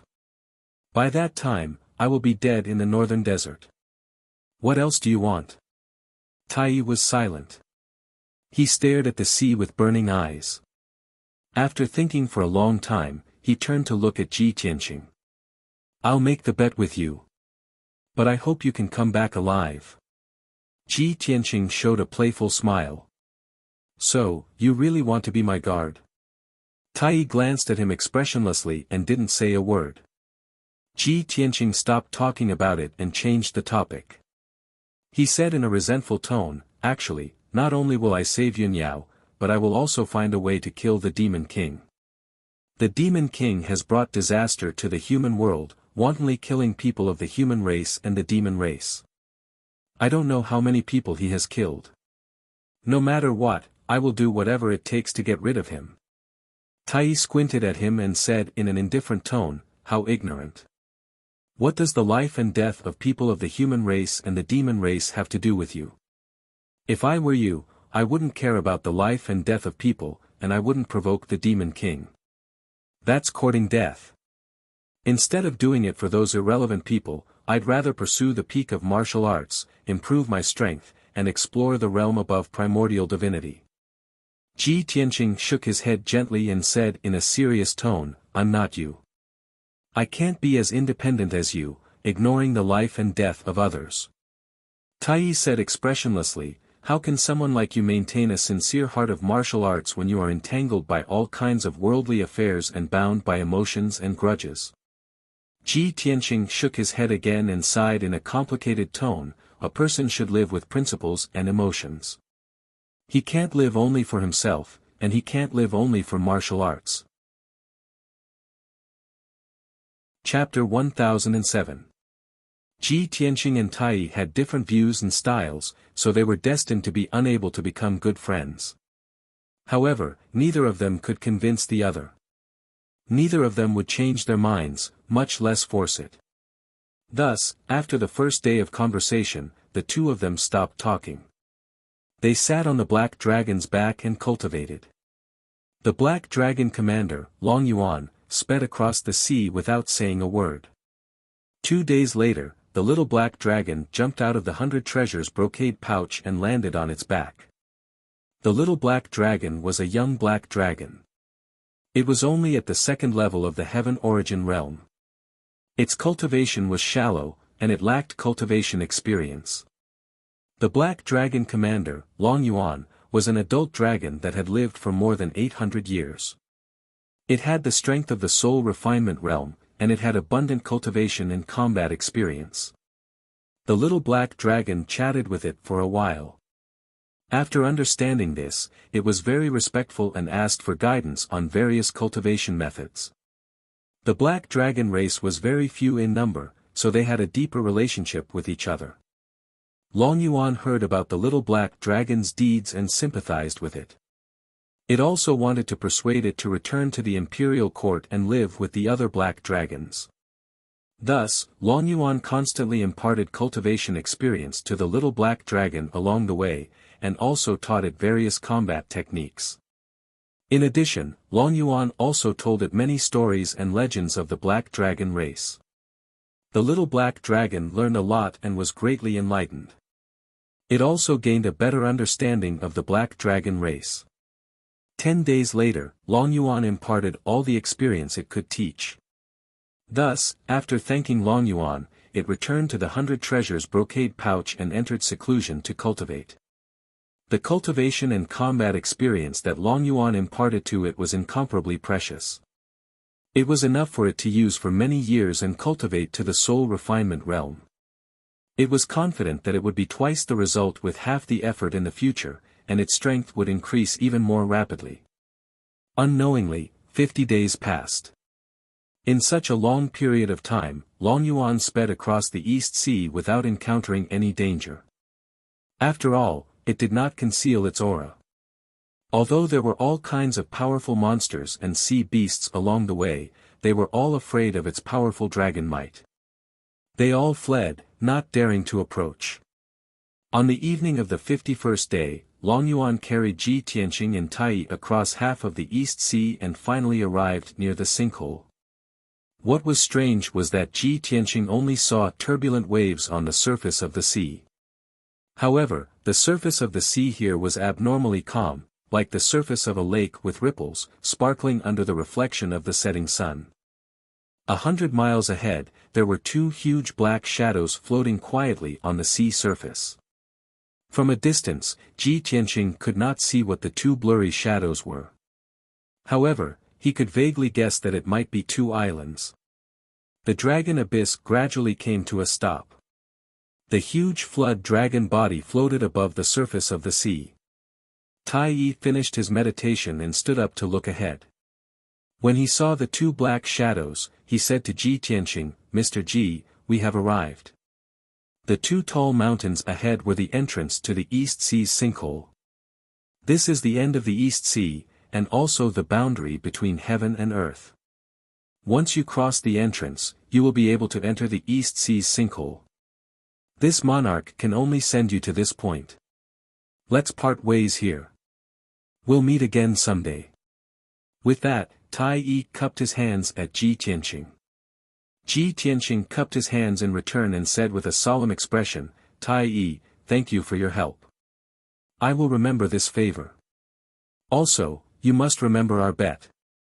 When I return from the northern desert, I will look for you." Tai only nodded and did not say anything. However, he thought to himself, if we meet again, why wait until then? However, he only thought this in his heart and did not say it out loud. He waved at Ji Tianqing and quickly left on Longyuan. Ji Tianqing stood above the sea surface and watched Longyuan and Tai Yi's figures disappear into the horizon. Only then did he turn and fly toward the East Sea's sinkhole.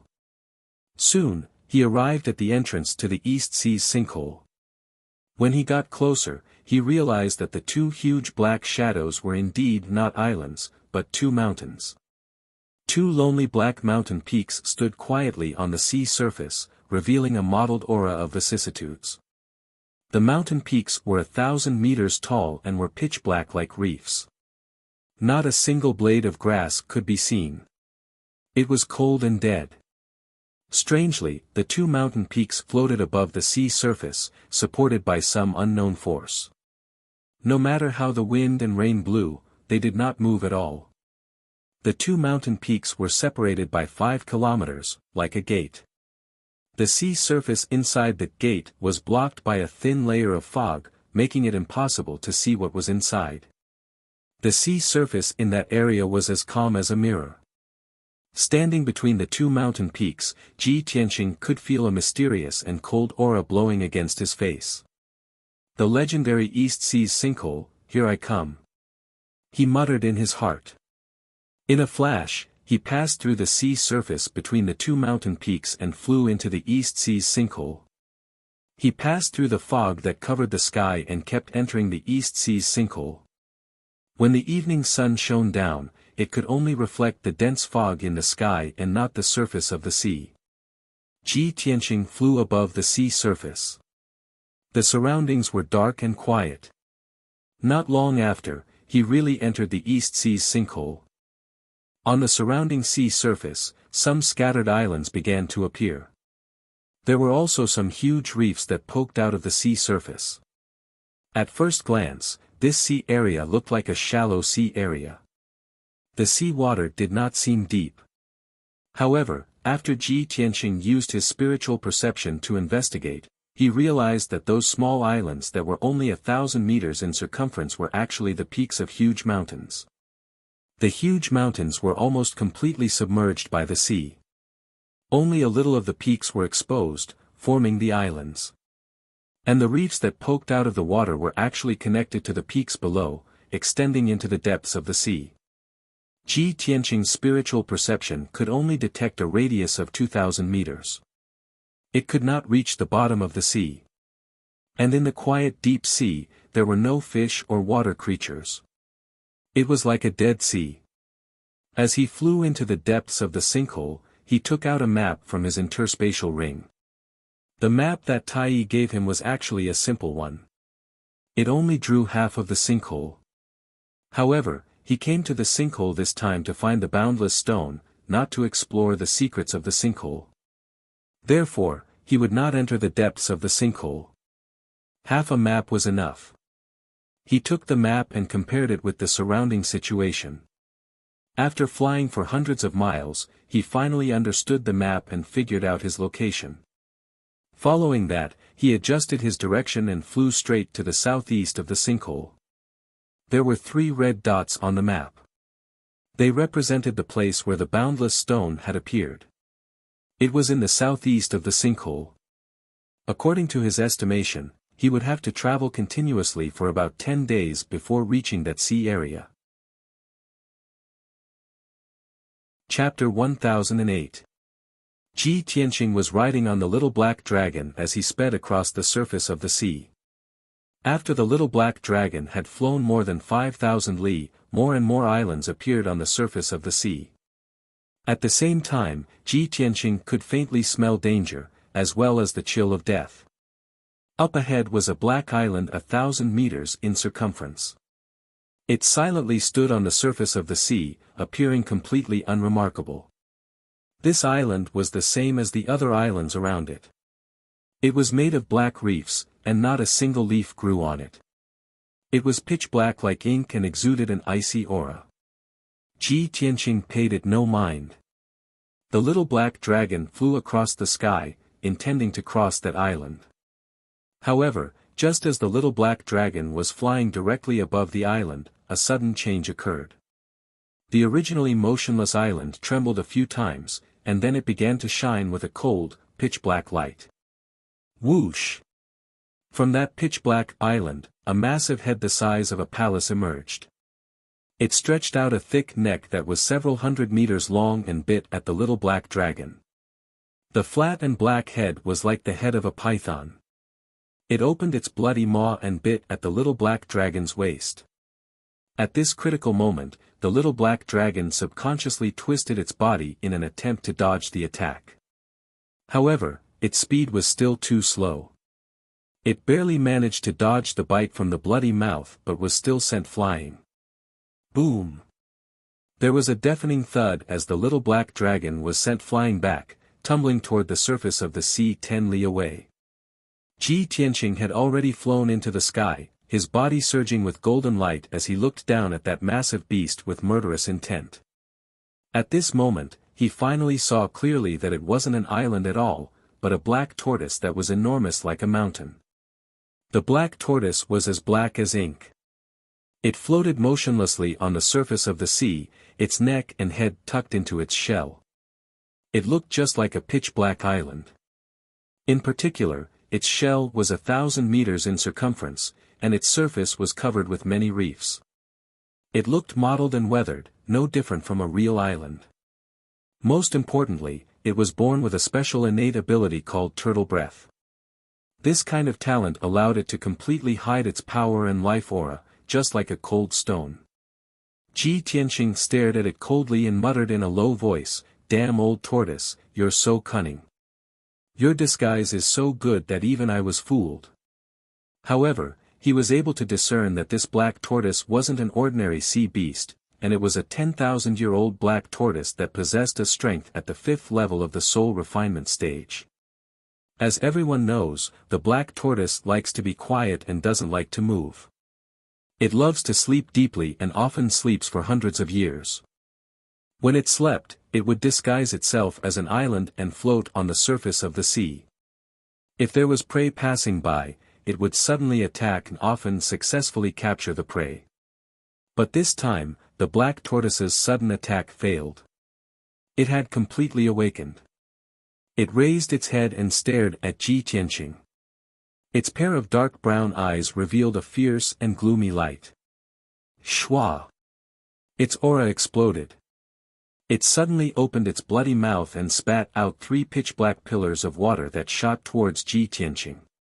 Ji Tianqing knew that these weren't ordinary pillars of water, but Xianming black water. They could instantly freeze any living being below the soul refinement stage. The 3 pillars of Xianming black water locked onto his soul and attacked from the left, center, and right, making it impossible for him to dodge. At this critical moment, he could only use the Kenshin battle robe to form a pair of wings to protect himself. Wings of the Golden Rock. In the next moment, the 3 pillars of Xianming black water struck him, creating a series of loud explosions. Bang bang bang. Ji Tianqing was submerged by the pillars of Xianming black water. He was sent flying by the terrifying impact. He was also sent flying 10 miles away, tumbling to the side of the little black dragon. The little black dragon had been injured by the black tortoise earlier. Several dozen bones in its waist had been broken, and several dozen dragon scales had fallen off. It was constantly bleeding. With its strength at the divine origin stage, it was already very lucky that it hadn't been killed by the black tortoise in one move. "Old Ji, that old tortoise is too strong. What should we do?" The little black dragon flew to Ji Tianqing's side and asked secretly. Ji Tianqing's face was pale. He said with a serious expression, "This is the Eastern Sea's returning ruins, the most dangerous place in the world. It's not strange to encounter any danger. This old tortoise is too strong. Its defense is invincible. We're definitely not its match. We can't tangle with it. Little black dragon, return to the brocade pouch to heal. I'll get rid of it." With that, he put the little black dragon back into the 100 treasures brocade pouch. At the same time, the black tortoise moved its 4 broad feet and flew into the sky as fast as lightning, charging towards Ji Tianqing. Shua! In the blink of an eye, it flew 10 miles away and arrived in front of Ji Tianqing. It opened its bloody mouth and bit down on Ji Tianqing. Ji Tianqing was already prepared. He immediately used all his strength and released a giant golden sword that could split heaven and earth, slashing at it. Golden slash. Bam! The giant sword that was 100 meters long slashed at the black tortoise's head with a loud bang. However, the giant golden sword was shattered into thousands of pieces and splashed in all directions. The black tortoise was unharmed. There wasn't even a white mark on the black shell on its head. Bam! The black tortoise swung its neck, and its head that was as huge as a palace smashed into Ji Tianqing, sending him flying. He rolled in the air for tens of rounds, then fell down to the ground 10 miles away, powerlessly. While he was still in the air, he spat out a mouthful of blood. His face was as pale as a sheet. Damn it! This black tortoise is so powerful. Ji Tianqing was enraged. He cursed inwardly and hurriedly flew away. Seeing that he was about to escape, the black tortoise immediately used its invisible soul power to form a soul territory to seal off the area. Ji Tianqing knew that something was wrong. He quickly used his sword heart, stepped on the golden sword, and flew away. Whoosh! He turned into a golden flowing light and was extremely fast. Soon, he left the black tortoise far behind. The black tortoise was at LV5 of the soul refining stage and had an invincible defense. However, it was as big as a mountain and was too cumbersome. It was not good at speed. It chased after Ji Tianqing for a while, but it couldn't catch up with him. After about 15 minutes, Ji Tianqing left it 200 miles away. It had to stop chasing and give up helplessly. It flew back to the surface of the sea resentfully and retracted its head and limbs back into its shell. It floated quietly on the surface of the sea and continued to pretend to be an island. Ji Tianqing fled for 500 miles. Seeing that the black tortoise didn't chase after him, he heaved a sigh of relief. He put his sword heart back into his body and flapped his golden wings, continuing to fly southeast. After the black tortoise's sudden attack, he realized that the East Sea's returning ruins was indeed the most dangerous place in the world. Chapter 1009. Ji Tianqing flew for over 1,000 miles and left the black tortoise's territory. After making sure that the black tortoise wouldn't chase after him, he stopped to rest on an island. He was now very careful in his actions. Before entering the island, he used his spiritual sense to search it carefully. Seeing that there were no living creatures or dangers on the island, he landed on the island. He sat cross-legged on a huge reef and took out 2 spirit pills from his space ring. After consuming them, he began to circulate his energy to heal his injuries. Night gradually fell and the sky was dark. The island was silent, cold, and deathly still. Only the sea breeze whistled past, emitting a sobbing sound that sounded like weeping. Ji Tianqing cultivated without any distractions. It took him 6 hours to refine the spirit pills. Coupled with his powerful self-healing ability, his injuries were healed by 70 to 80%. At midnight, he finally ended his cultivation.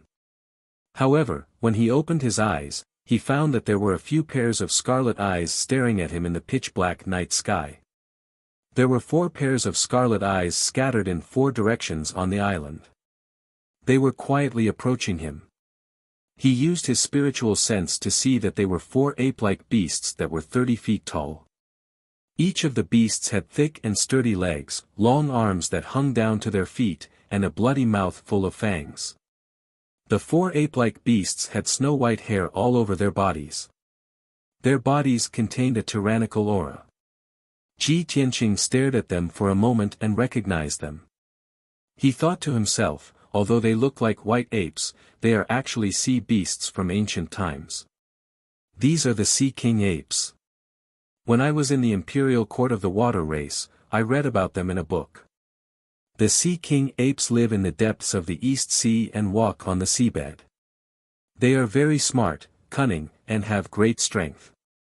They can easily kill huge whale sharks and sea beasts. I didn't expect that they would discover me and want to attack me while I'm cultivating. The strength of these 4 sea king apes has reached the spirit refining realm. They are very difficult to deal with. Ji Tianqing frowned. His expression was solemn as he secretly accumulated a powerful force in his body. He pretended not to notice the arrival of the 4 sea king apes and continued to sit upright on the reef, not moving in the slightest. The 4 sea king apes had their eyes on him. If he were to escape now, he would definitely suffer a thunderous attack. He had to wait for the 4 sea king apes to approach before launching a surprise attack. Only then would he be able to break through the encirclement and escape from the island. The true essence in his body surged, accumulating an incomparably powerful strength. The sword heart in his chest also began to stir. Seeing that the 4 sea king apes were approaching silently, they were about to attack. Now! This thought flashed through Ji Tianqing's mind, and he decisively counterattacked. Sword of Judgment. He urged his sword heart to fly out of his body, transforming it into a giant golden sword that was over 30 meters long. It erupted with a destructive power and fiercely blasted toward the sea king ape in the east. Swish! The giant golden sword tore through the night sky and instantly shot 1,000 meters away, arriving in front of the sea king ape. However, Ji Tianqing still underestimated the sea king ape's intelligence and strength. The sea king ape had long been prepared. At the critical moment when the giant sword was about to attack, it actually waved its arms to release an endless amount of cold ice, condensing a blue ice shield in front of it. Boom! Crack! Amidst a deafening loud noise, the Sword of Judgment shattered the azure ice shield and blasted the sea king ape away. It tumbled a dozen times in the air before falling on the island 1,000 meters away, smashing the reef on the ground into pieces. However, it only suffered a light injury. It bared its teeth and roared twice before charging over even more violently. The other 3 sea king apes no longer concealed their aura. They burst out with lightning-like speed and instantly rushed to Ji Tianqing's side to besiege him. They raised their huge palms and unleashed an ice-blue brilliance that filled the sky, fiercely slamming down. Earth King Shield! Ji Tianqing shouted in a low voice. His body surged with a yellow light and his figure flashed into the ground, drilling into the island. Pang pang pang! The giant palms of the 3 sea king apes slammed into the ground. Instantly, a huge crater with a radius of 100 meters was formed on the ground. Countless reefs were turned into dust and scattered in all directions. The entire island shook violently, and huge waves that were 10 feet high were stirred up on the calm sea surface. Fortunately, Ji Tianqing dodged in time. If he was hit by the 3 sea king apes, even if he didn't die, he would be seriously injured. After burrowing into the ground, he ran as fast as the wind towards the seaside, wanting to escape the encirclement through the sea. However, the 3 sea king apes had already planned this. They hurriedly brandished their giant palms and unleashed an invisible divine soul power that smashed into the ground. Swish! Swish!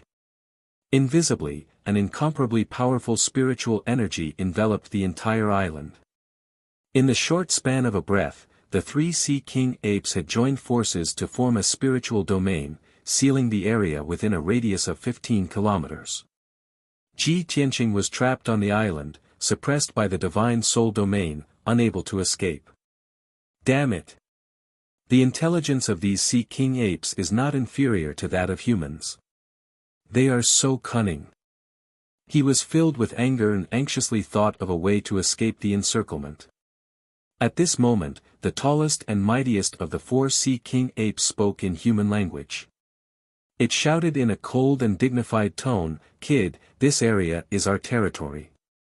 Since you dare to trespass here, don't even think of leaving alive. Come out and surrender obediently, and I will give you a quick death."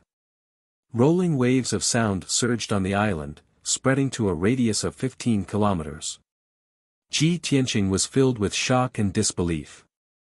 The sea king apes that live in the bottomless abyss of the East Sea can actually speak the common human language of the continent. Immediately after, the other 3 sea king apes joined forces to control the spiritual domain, releasing violent and fierce spiritual energy shockwaves that blasted towards the island. The invisible spiritual energy shockwaves were like hundreds of sharp blades that pierced through the ground and reefs without any delay, heading towards Ji Tianqing. Ji Tianqing's soul suddenly trembled, and his body turned cold, as if he had foreseen the arrival of death. At this critical moment, he did not have time to think and hurriedly took out his Dharma treasure, the soul-reaping bell. He released an endless amount of energy and infused it into the soul-reaping bell. Swish! The soul-reaping bell suddenly expanded and turned into an ancient bell more than 5 meters tall, protecting him. The invisible spiritual energy shockwaves blasted the soul-reaping bell, causing it to tremble and buzz. Fortunately, the soul-reaping bell blocked the spiritual energy shockwaves, allowing Ji Tianqing to remain unharmed. However, this was not a long-term solution.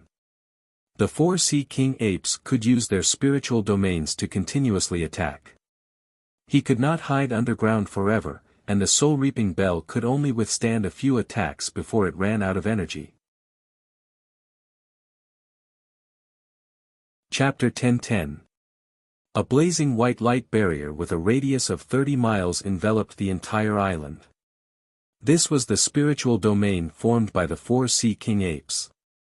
It had a powerful defense and tyrannical might. They stood on the island and jointly operated the spiritual domain, releasing wave after wave of spiritual shock waves that fiercely blasted into the ground. Even if Ji Tianqing hid underground and didn't come out, they could still use their spiritual energy to blast Ji Tianqing's soul to pieces. However, just as they were jointly casting the spell, the ground under their feet suddenly exploded with a bang. A cold and gloomy black light carrying an unstoppable sharp sword chi rushed out of the big hole and fiercely stabbed at one of the sea king apes. That sea king ape couldn't dodge in time and was stabbed by the black light sword chi. Its left leg was cut off on the spot.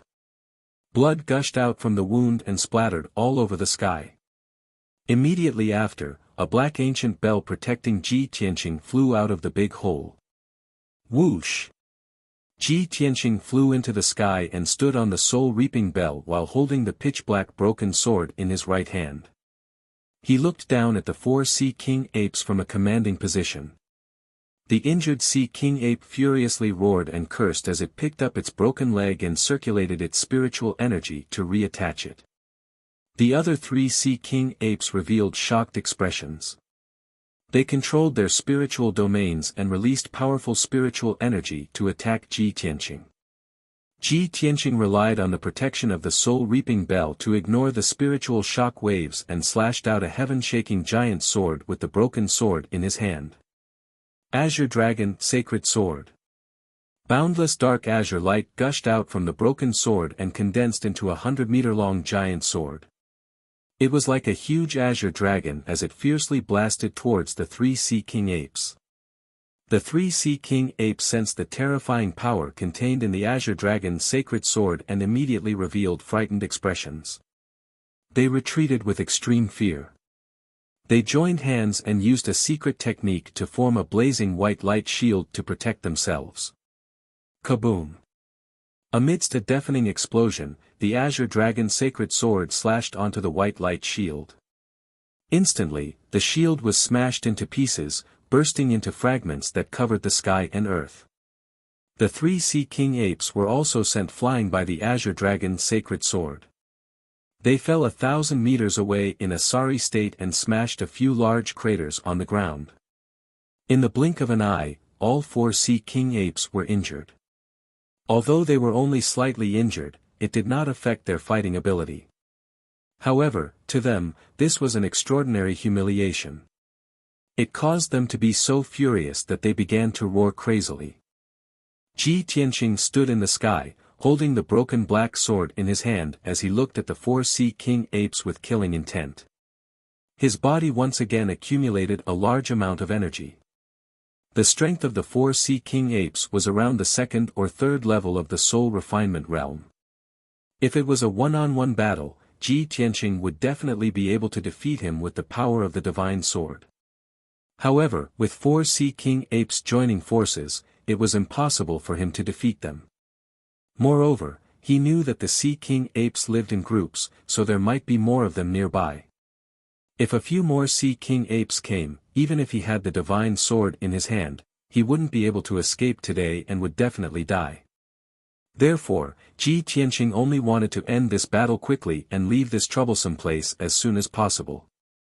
He used all of his strength and brandished the broken sword again. He ruthlessly slashed out a huge sword light towards the 2 Sea King apes. White Tiger Sacred Sword. The 100-meter-long sword was surrounded by blazing white flames. It condensed into the image of a white tiger. It dived down from the sky with an extremely powerful momentum. It seemed that the 2 Sea King apes were about to be hit by the White Tiger Sacred Sword.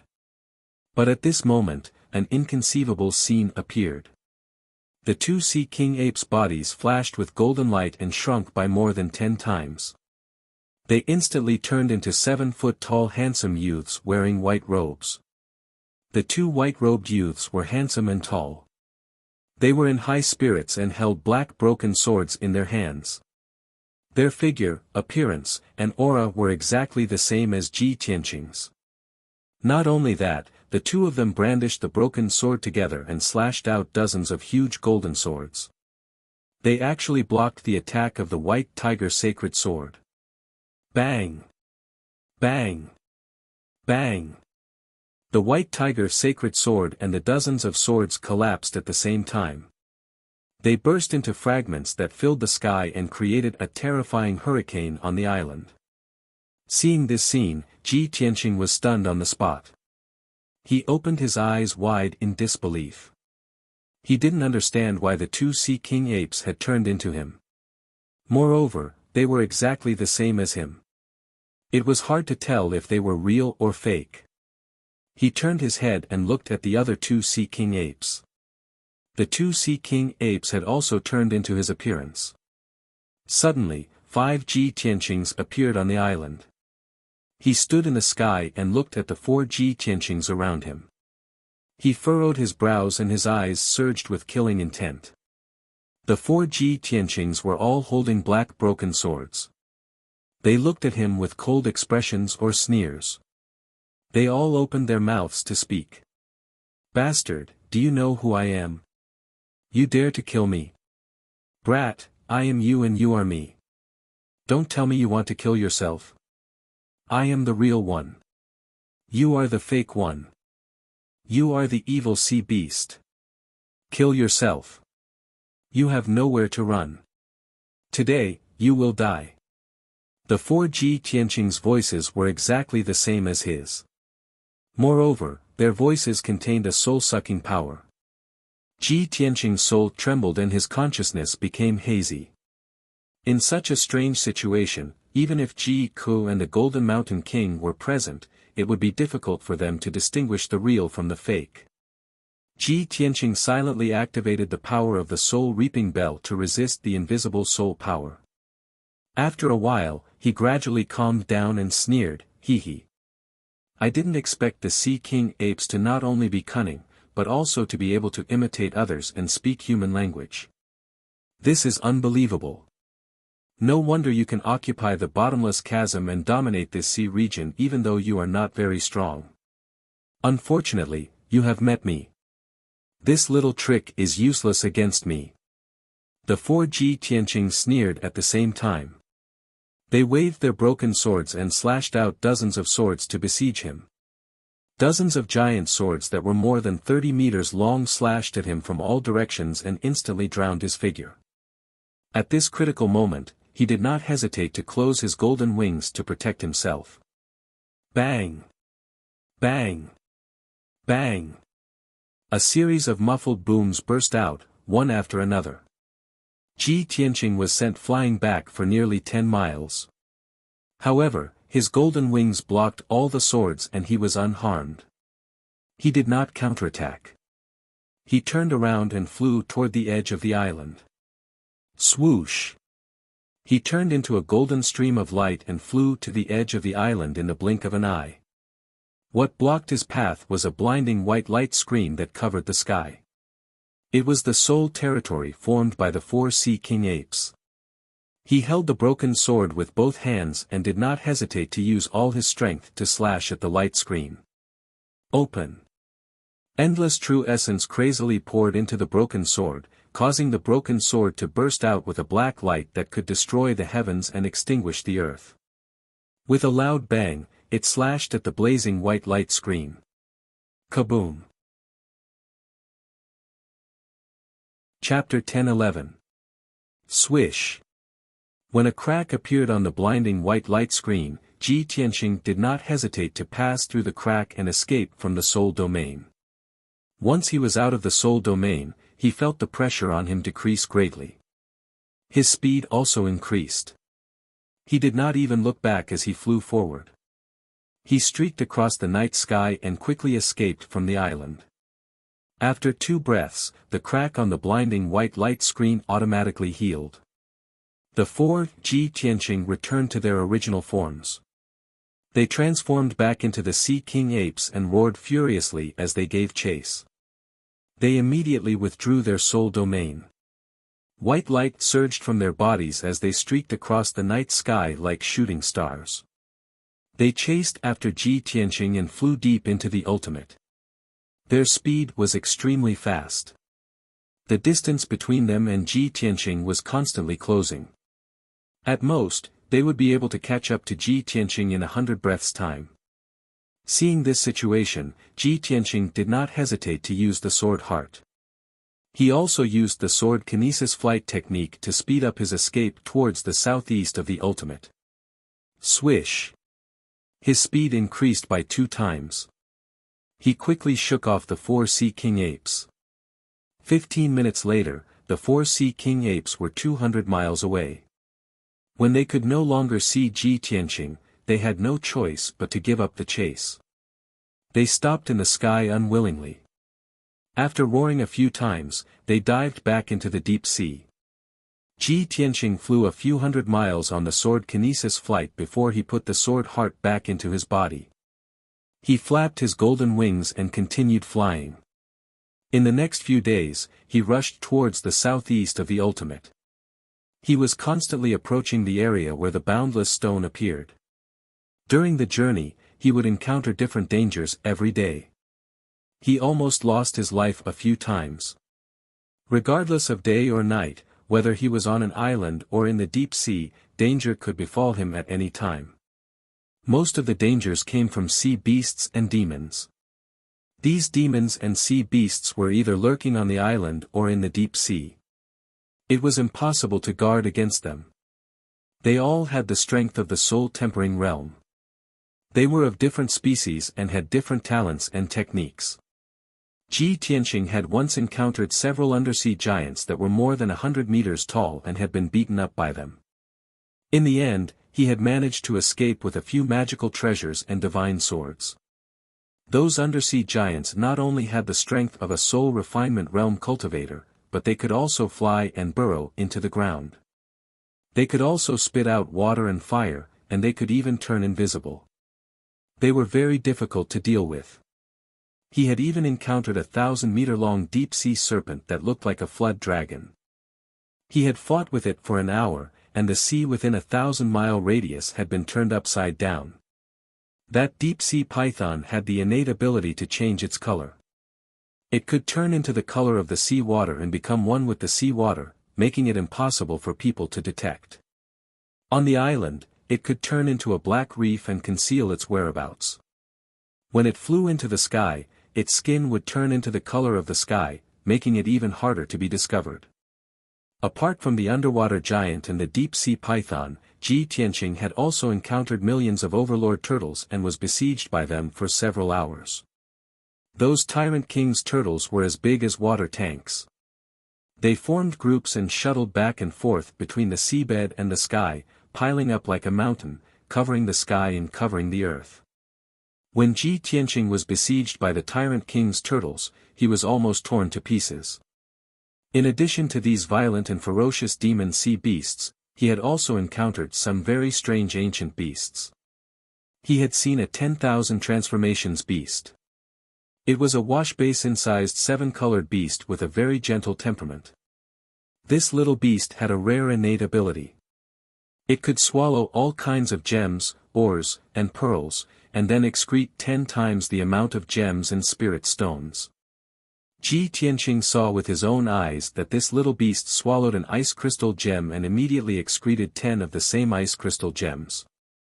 Such a strange innate ability made him very surprised and excited. There was no doubt that whoever could have this magical 10,000 transformations beast would have immeasurable wealth and resources. After observing for a long time, he finally decided to make a move, wanting to snatch that 10,000 transformations beast. However, before he could get close to the little beast, he was surrounded by more than a dozen soul refinement realm twin-headed trolls. After being beaten up by the twin-headed trolls, he found out that the 10,000 transformations beast was kept on the island by a group of twin-headed trolls as their cash cow. More than 20 twin-headed trolls of the soul refinement realm occupied the island and were the overlords of the surrounding 10,000 miles. Ji Tianqing was besieged by many trolls and almost lost his life. He was seriously injured and escaped the island, getting rid of the trolls' pursuit. But even so, he was still thinking about that 10,000 transformations beast. He had already memorized the location of the island and decided that when he was strong enough in the future, he would come to the East Sea's returning ruins and snatch that 10,000 transformations beast. After all, that little beast was too magical and rare in the world. Its innate ability could make all the martial artists in the world go crazy. In addition to the 10,000 transformations beast, he also saw many strange ancient beasts that he had never seen or heard of before. In just 10 days, he had encountered hundreds of demon sea beasts, greatly broadening his horizons and seeing many magical scenes. Although he gained nothing and fell into countless dangerous situations, almost losing his life several times, he did not regret not coming to the returning ruins. However, he did not regret coming to the sinkhole. Those inconceivable scenes and experiences were also a huge fortune to him. Unknowingly, 10 days passed. At noon on the 11th day, he finally arrived at the southeast of the returning ruins and arrived at the target location. At this time, the sky was shrouded in mist, and the noon sun could not penetrate it. He stood in the air above a huge island and took out a map to compare the surrounding terrain to determine his position. The island under his feet was 100 miles in radius. Most of the island was pitch-black reefs. But the difference was that this island actually had forests and grasslands, dark green and lush, full of vitality. In the distant horizon, half the sky was illuminated by colorful auroras, looking very dreamy and gorgeous.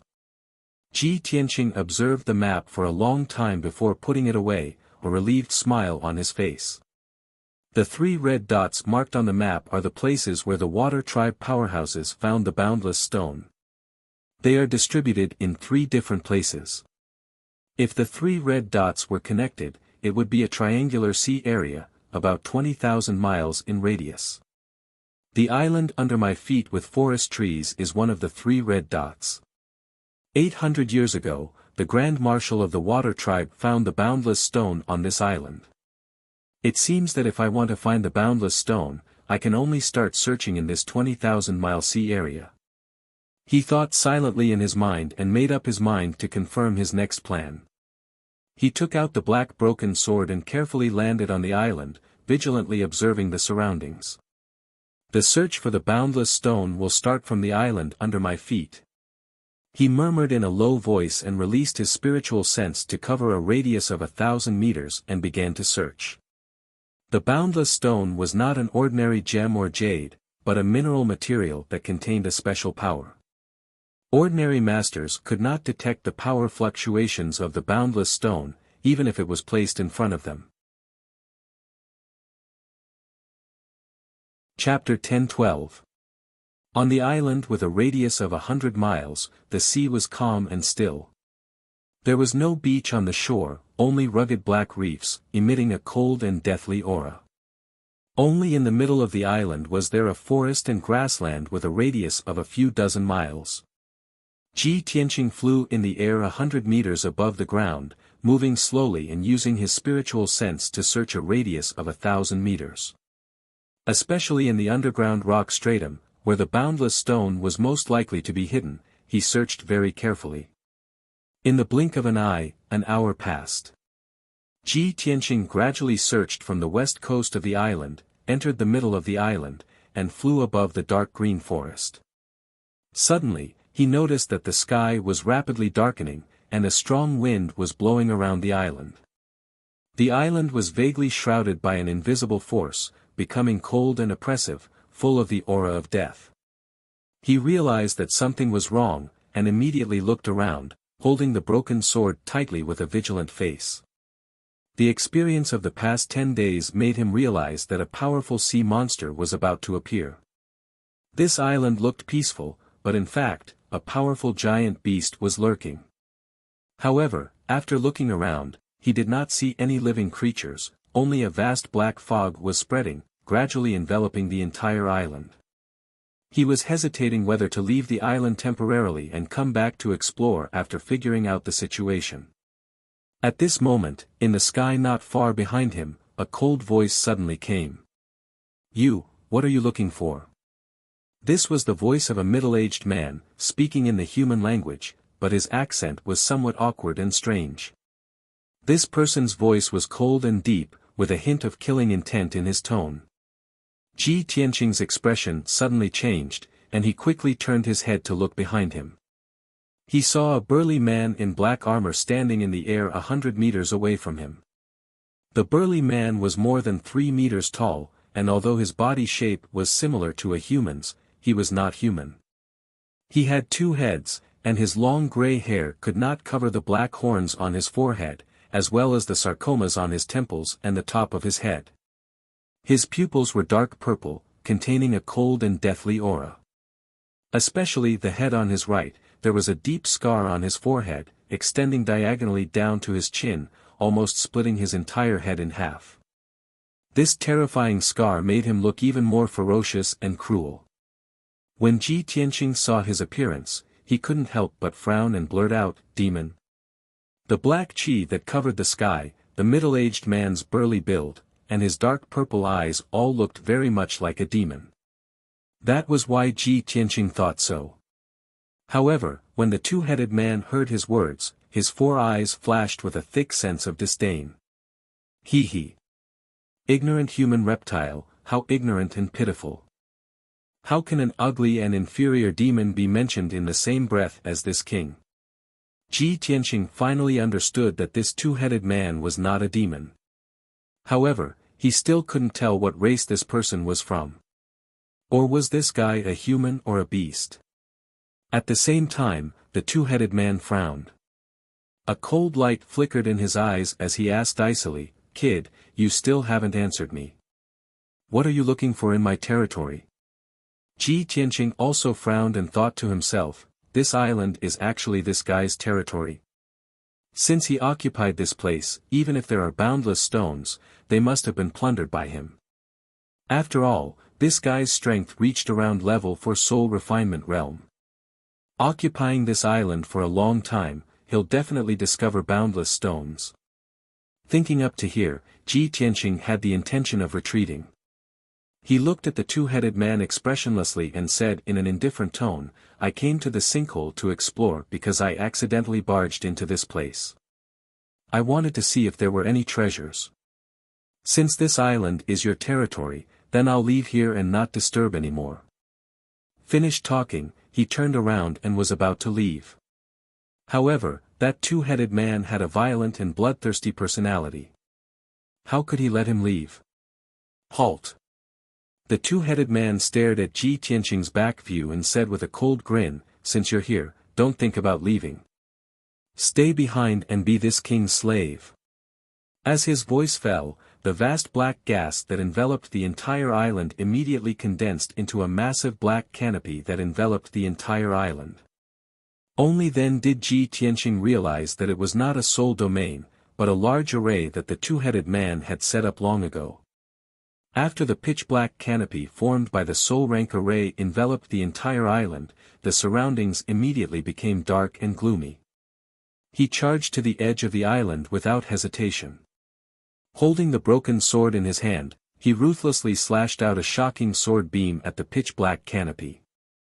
Bam! Amidst the dull sound, the broken sword tore open a massive crack in the pitch-black canopy, but it did not completely shatter. Humph! A trapped beast's final struggle. The two-headed man's lips curled into a cold smile. His figure flashed as he gave chase. Heaven-seizing claw!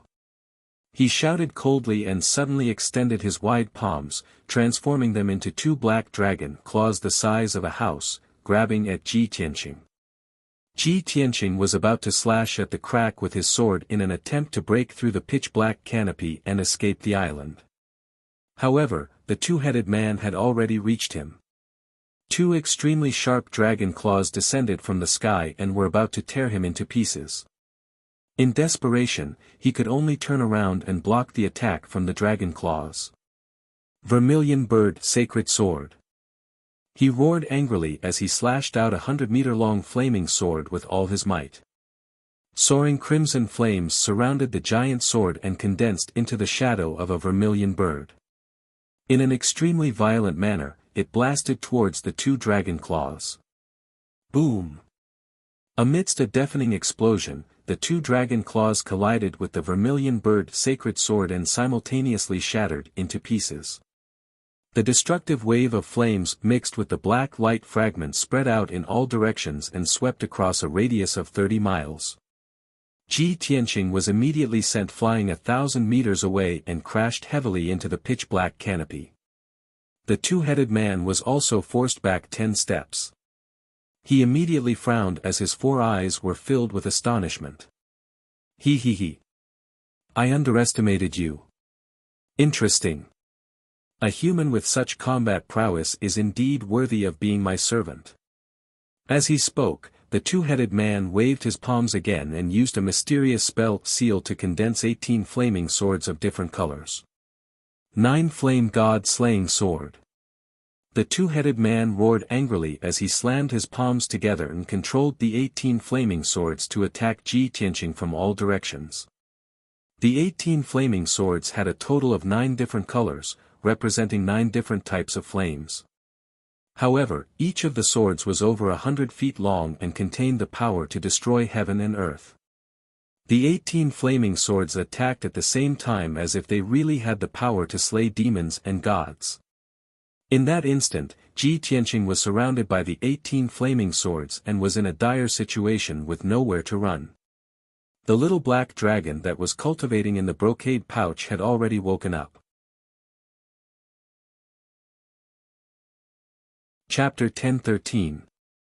Upon hearing the little black dragon's reminder, Ji Tianqing came to a realization.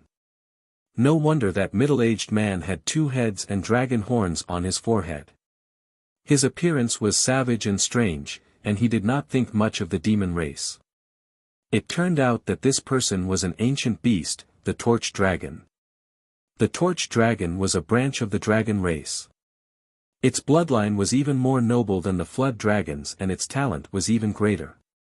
However, the number of Torch Dragons was extremely small, and they were extremely rare in the current world. Many martial experts believe that the Torch Dragon only existed in the ancient era and had long since gone extinct.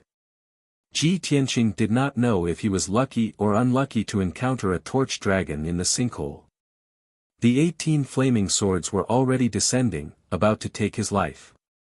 At this critical moment, he did not hesitate to fold his golden wings to protect himself. Boom! Boom! Boom! The 18 flaming swords of different attributes struck him one after another, producing a series of dull booms. Instantly, the loud booms resounded throughout the island, reverberating in the sky. Ji Tianqing's figure was engulfed.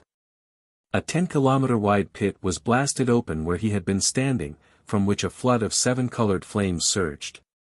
The violent flames of various attributes burned the surrounding forest and grass to black ash. The ground was also scorched. The earth-shattering power caused the entire island to shake violently, and huge waves were stirred up on the surrounding sea. The massive commotion lasted for several dozen breaths before gradually calming down. The two-headed man stood proudly in the sky, his expression as cold as ice. His eyes were as sharp as swords as he looked down. The black ash and dust that filled the sky dispersed, but the huge pit with a radius of 5 kilometers was empty. Ji Tianqing's figure had long since disappeared. Seeing this, the two-headed man frowned and muttered in confusion, Where did that kid go? Did this king blast him to smithereens? Just as he was filled with doubts and releasing his spiritual sense to search the area, a furious roar came from behind him. Heaven-burning palm. As this voice rang out, a huge flaming palm that blotted out the sky suddenly appeared, viciously swatting at the two-headed man with destructive power. The two-headed man's expression changed drastically. He instinctively waved his palms, forming a flaming shield around himself. Boom! Amidst the deafening noise, the giant flaming palm slammed into the fire shield. The fire shield instantly collapsed, bursting into fiery fragments that blotted out the sky and splashed in all directions. The burning sky palm struck the two-headed man and sent him flying 10 miles away before crashing into the ground at the edge of the crater. The ground was smashed into a large crater, and dense cracks appeared all around. Only then did Ji Tianqing's figure appear. He stood in the sky and looked down at the two-headed man. His entire body was bursting with killing intent.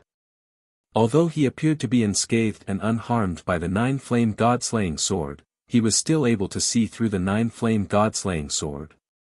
However, his face was a little pale, and there were still traces of blood at the corner of his mouth. The light of his golden wings was also a little dim. Obviously, he had paid a huge price to block and neutralize the power of the 9-flame god-slaying sword.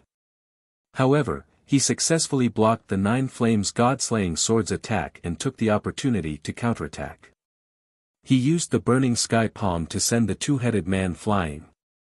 Although the two-headed man was only slightly injured, he immediately flew out of the crater. However, to him, this was an intolerable humiliation. Swoosh! He flew into the sky, his body surging with black smoke. His figure became blurry and illusory as he started to transform. In the blink of an eye, a two-headed dragon that was 1,000 meters long and as black as ink appeared in the sky. Roar! It let out a dragon's roar that resounded through the clouds. Its entire body was bursting with an intimidating aura. There was no doubt that it was the real dragon body of the torch dragon. Its eyes were burning with anger as it glared at Ji Tianqing. It said in a cold voice, "Kid, you have such great combat power with your ethereal origin stage cultivation. Your talent is really rare in the world. I'm shocked. However, I've changed my mind. I'm going to kill you and devour your bloodline and soul. I'm going to take away your talent." As soon as it finished speaking, the torch dragon opened its bloody mouth and spat out a stream of colorful fire that covered the sky. It poured down on Ji Tianqing like a flood. The sky within a 20-mile radius was immediately covered by the colorful fire. The area turned into a world of fire. The air was burned to nothing. Even the space was distorted by the fire. Ji Tianqing's expression changed.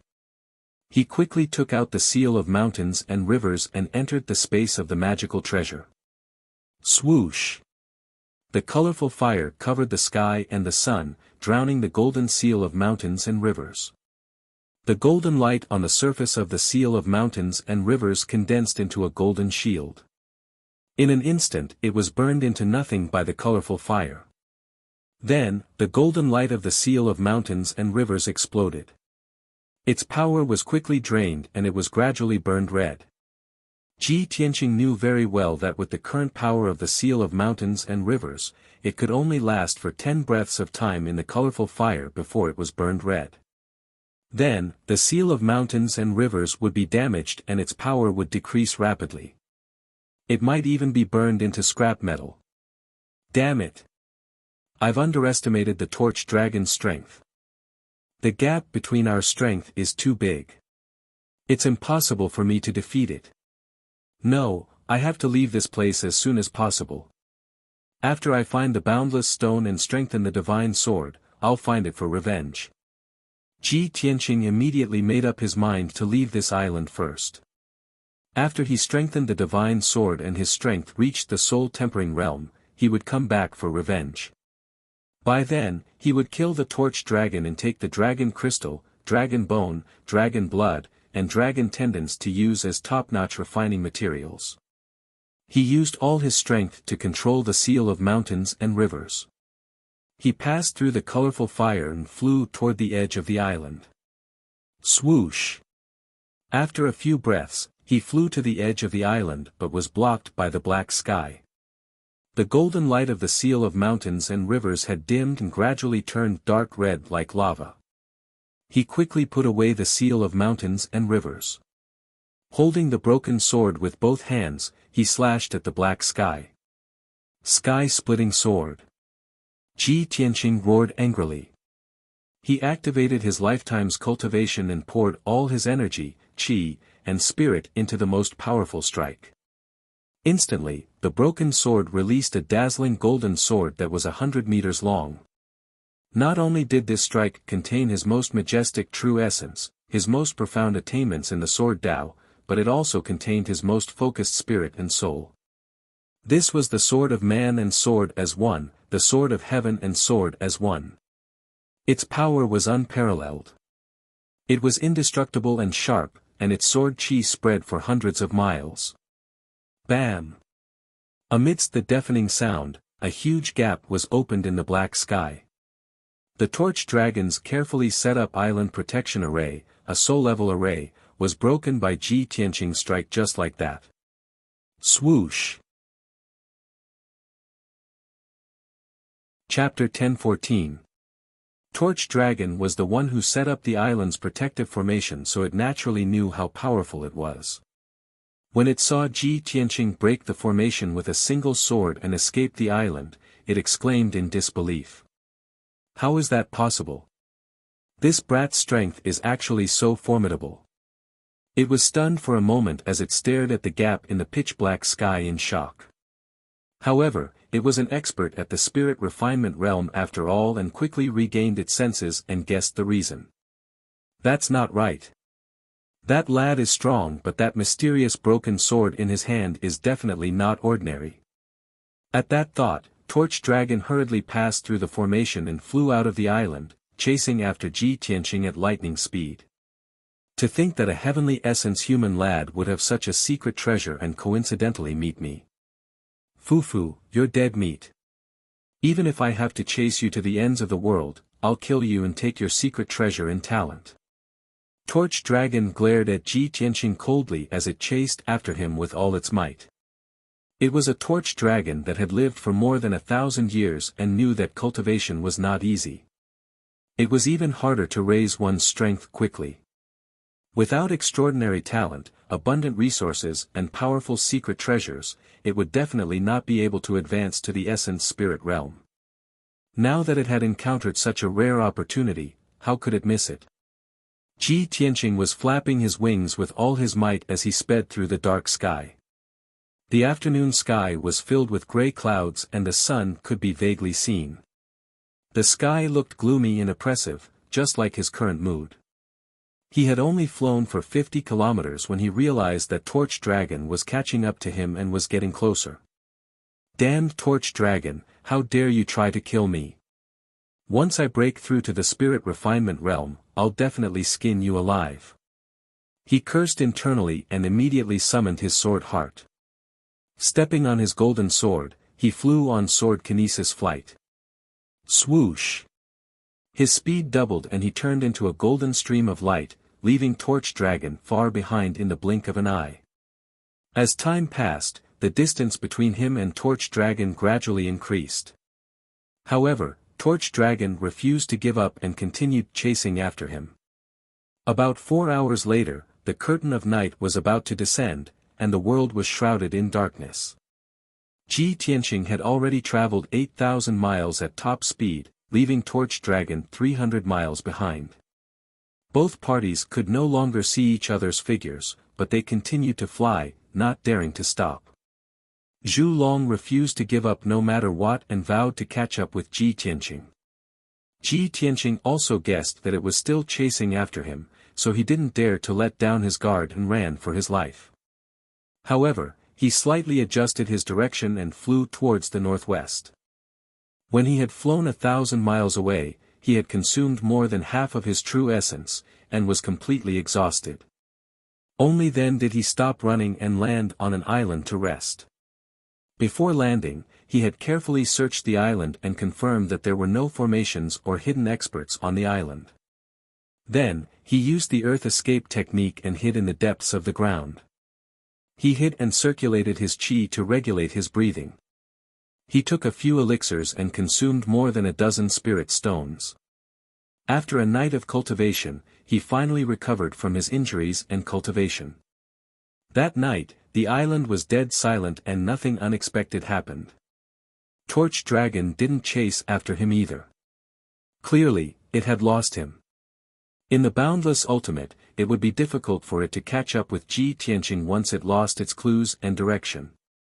The next morning, Ji Tianqing ended his cultivation and flew out from the depths of the ground. He stood on the island covered in black reefs and compared it with the map to determine his location.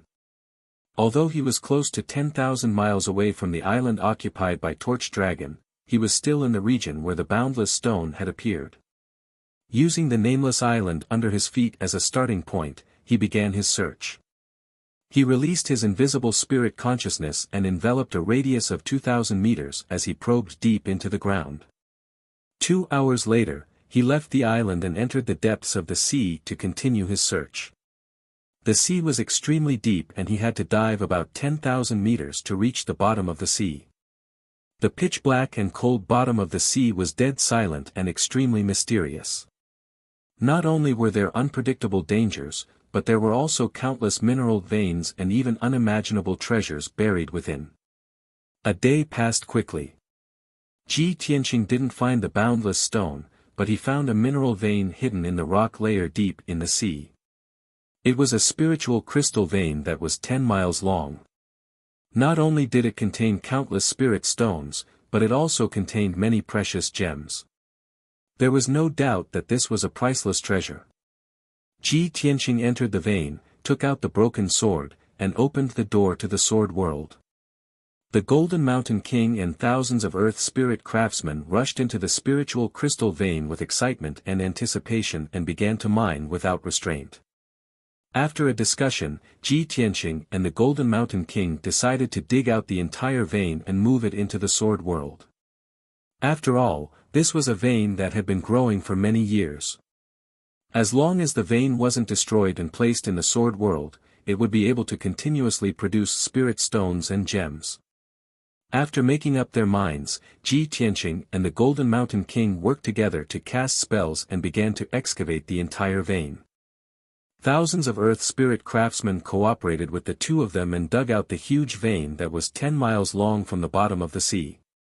Then, Ji Tianqing activated the power of the broken sword and stored this huge and complete vein into the sword world. After doing all this, he put away the broken sword and continued to explore the bottom of the sea. The Golden Mountain King and the craftsmen of the Earth Spirit clan excitedly returned to the sword world. They carried the mountain-like mine and placed it in the middle of the mountains. With this spirit stone vein, the people of the Earth Spirit race would no longer have to worry about resources. When the people of peaceful Earth City heard the news, they were deeply grateful to Ji Tianqing. Everyone agreed that living in the peaceful, stable, and resource-rich world of the sword was much better than wandering around in the great swamp of the southern wasteland. In the following half a month, Ji Tianqing led the Golden Mountain King to search for the aura of the boundless stone. After all, as the king of the earth spirit race, the Golden Mountain King was best at exploring veins and ores. He knew rocks and earth better than anyone.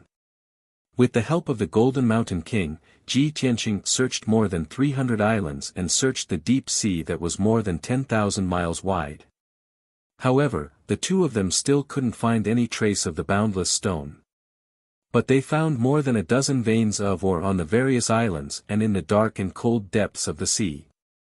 There were a few metal veins that were 10 miles long, a few gem mines and meteorite mines, and even a huge natural gold mine that was 50 miles long. Every time they found an ore vein, they would send out a large number of earth spirit warriors and craftsmen to uproot the ore vein and move it into the sword world. Especially that huge natural gold mine. To the earth spirit race, who were good at forging weapons and armor, it was simply a huge fortune. From now on, they could use that natural gold mine to forge more advanced and more exquisite weapons and armor. In order to move that huge natural gold mine that was 50 miles long, more than 5,000 people of the earth spirit race came out in full force.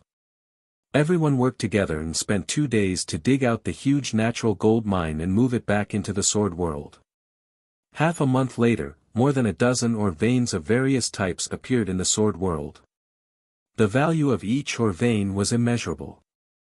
A dozen ore veins were enough to sustain the sword world for thousands of years without running out of resources. Even if the earth spirit race's population grew to 50,000, they wouldn't lack resources. Of course, these were all Ji Tianqing's wealth. Chapter 10-15. With over a dozen different types of mineral veins, Ji Tianqing would have an inexhaustible supply of cultivation resources from now on. Not only that, but the people of the earth spirit race would also be able to reproduce and strengthen their tribe. These were all Ji Tianqing's wealth and power. The earth spirit race was extremely loyal to him. They had decided to live in the sword world forever and follow him and the divine sword forever. However, such a huge harvest made him feel gratified, but he still wasn't satisfied. He had to continue searching. He had to find the boundless stone. No matter how many resources there were, they were only wealth and external power. They could not make him stronger immediately. But the boundless stone could. He took the Jinshan King and continued to search for the aura of the boundless stone within a radius of 20,000 miles. Unknowingly, another 5 days passed. In the past 5 days, he and the Jinshan King had found another flame crystal mine. On the morning of the 6th day, he and the Golden Mountain King landed on a huge island that was several hundred miles wide. The island was very old. It was surrounded by huge black reefs that were etched by wind and waves. At the center of the island, there was a primitive forest that was several hundred miles wide. It was filled with towering ancient trees. The Golden Mountain King landed on the island with his dark golden warhammer. He touched the black reefs with his hand and came to a conclusion. Young Master Ji, this island has a history of more than 10,000 years. It was left behind from the ancient era. Moreover, the metal and rock content on this island is very high. There must be one or more mineral veins. As he spoke, the Jinshan King's eyes glowed as he looked around to investigate.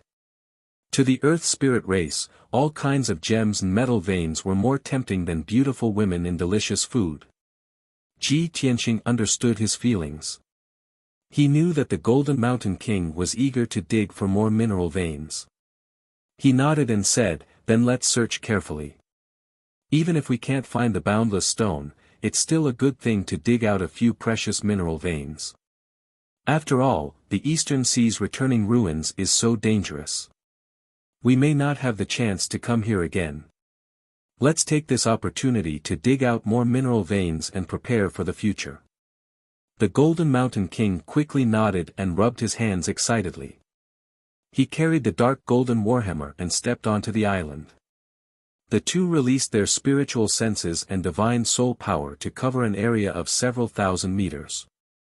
They went deep into the ground to search. Unknowingly, 2 hours passed. The two of them gradually entered the center of the island and stepped into the primitive forest. Just as the two of them were focused on searching, several angry roars of beasts came from the depths of the forest. Roar! Ong ong ong! Then, the towering ancient trees in the depths of the forest shook violently, and the earth trembled as well. There were even muffled rumbling sounds. Ji Tianqing and Jin Shan Wang's faces changed. They immediately flew into the sky and looked into the depths of the forest.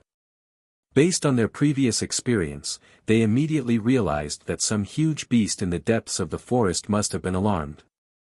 As expected, after a short while, a few mountain-like figures flew out from the depths of the forest and into the sky. Swish! Swish! 6 giant red beasts flapped their huge wings and flew above the island, surrounding Ji Tianqing and the Jin Shan King. The 6 giant beasts looked like a combination of a dragon and a fierce tiger. They had thick bodies that were 100 meters tall and necks that were 100 meters long. They all had 2 pairs of huge wings. Their bodies were red and emitted fiery light. Their huge eyes revealed a frightening cold light. Ji Tianqing sized them up and said to the Jin Shan King through voice transmission, "Jin Shan King, if I'm not wrong, these 6 giant beasts are the rare ancient beasts, the red flame pterosaurs." Red flame pterosaurs? Why don't they look like dragons? The Jin Shan King frowned in confusion. He held the dark golden warhammer tightly with both hands, full of vigilance and vigilance. Ji Tianqing shook his head and explained, "They are not dragons, but beasts with the blood of dragons. These 6 red flame pterosaurs are at the 3rd or 4th level of the soul refining realm. We have to be careful. If we can't defeat them, we can only act according to the situation and escape from this island. Survival is the most important thing." The Jin Shan King frowned and thought for a while. He said through voice transmission, "Young Master Ji, these 6 red flame pterosaurs are most likely guarding some kind of mineral vein or treasure." After being reminded, Ji Tianqing hesitated for a while and said, "If that's the case, let's do our best. Wealth comes from danger. I'd like to see what kind of treasure is hidden on this island." Just as the two of them were discussing, the 6 irritable scarlet flame pterosaurs couldn't wait to surround and attack. They opened their mouths and spat out raging flames that covered the sky. Moreover, they flapped their huge wings crazily, creating a hurricane that increased the power of the raging flames. Ji Tianqing and the Jin Shan King couldn't dodge in time and were engulfed by the raging flames. The primitive forest within a 20-mile radius was burned to ashes by the raging flames. Even the ground was scorched black. The Jin Shan King had a special physique. His body had been tempered thousands of times.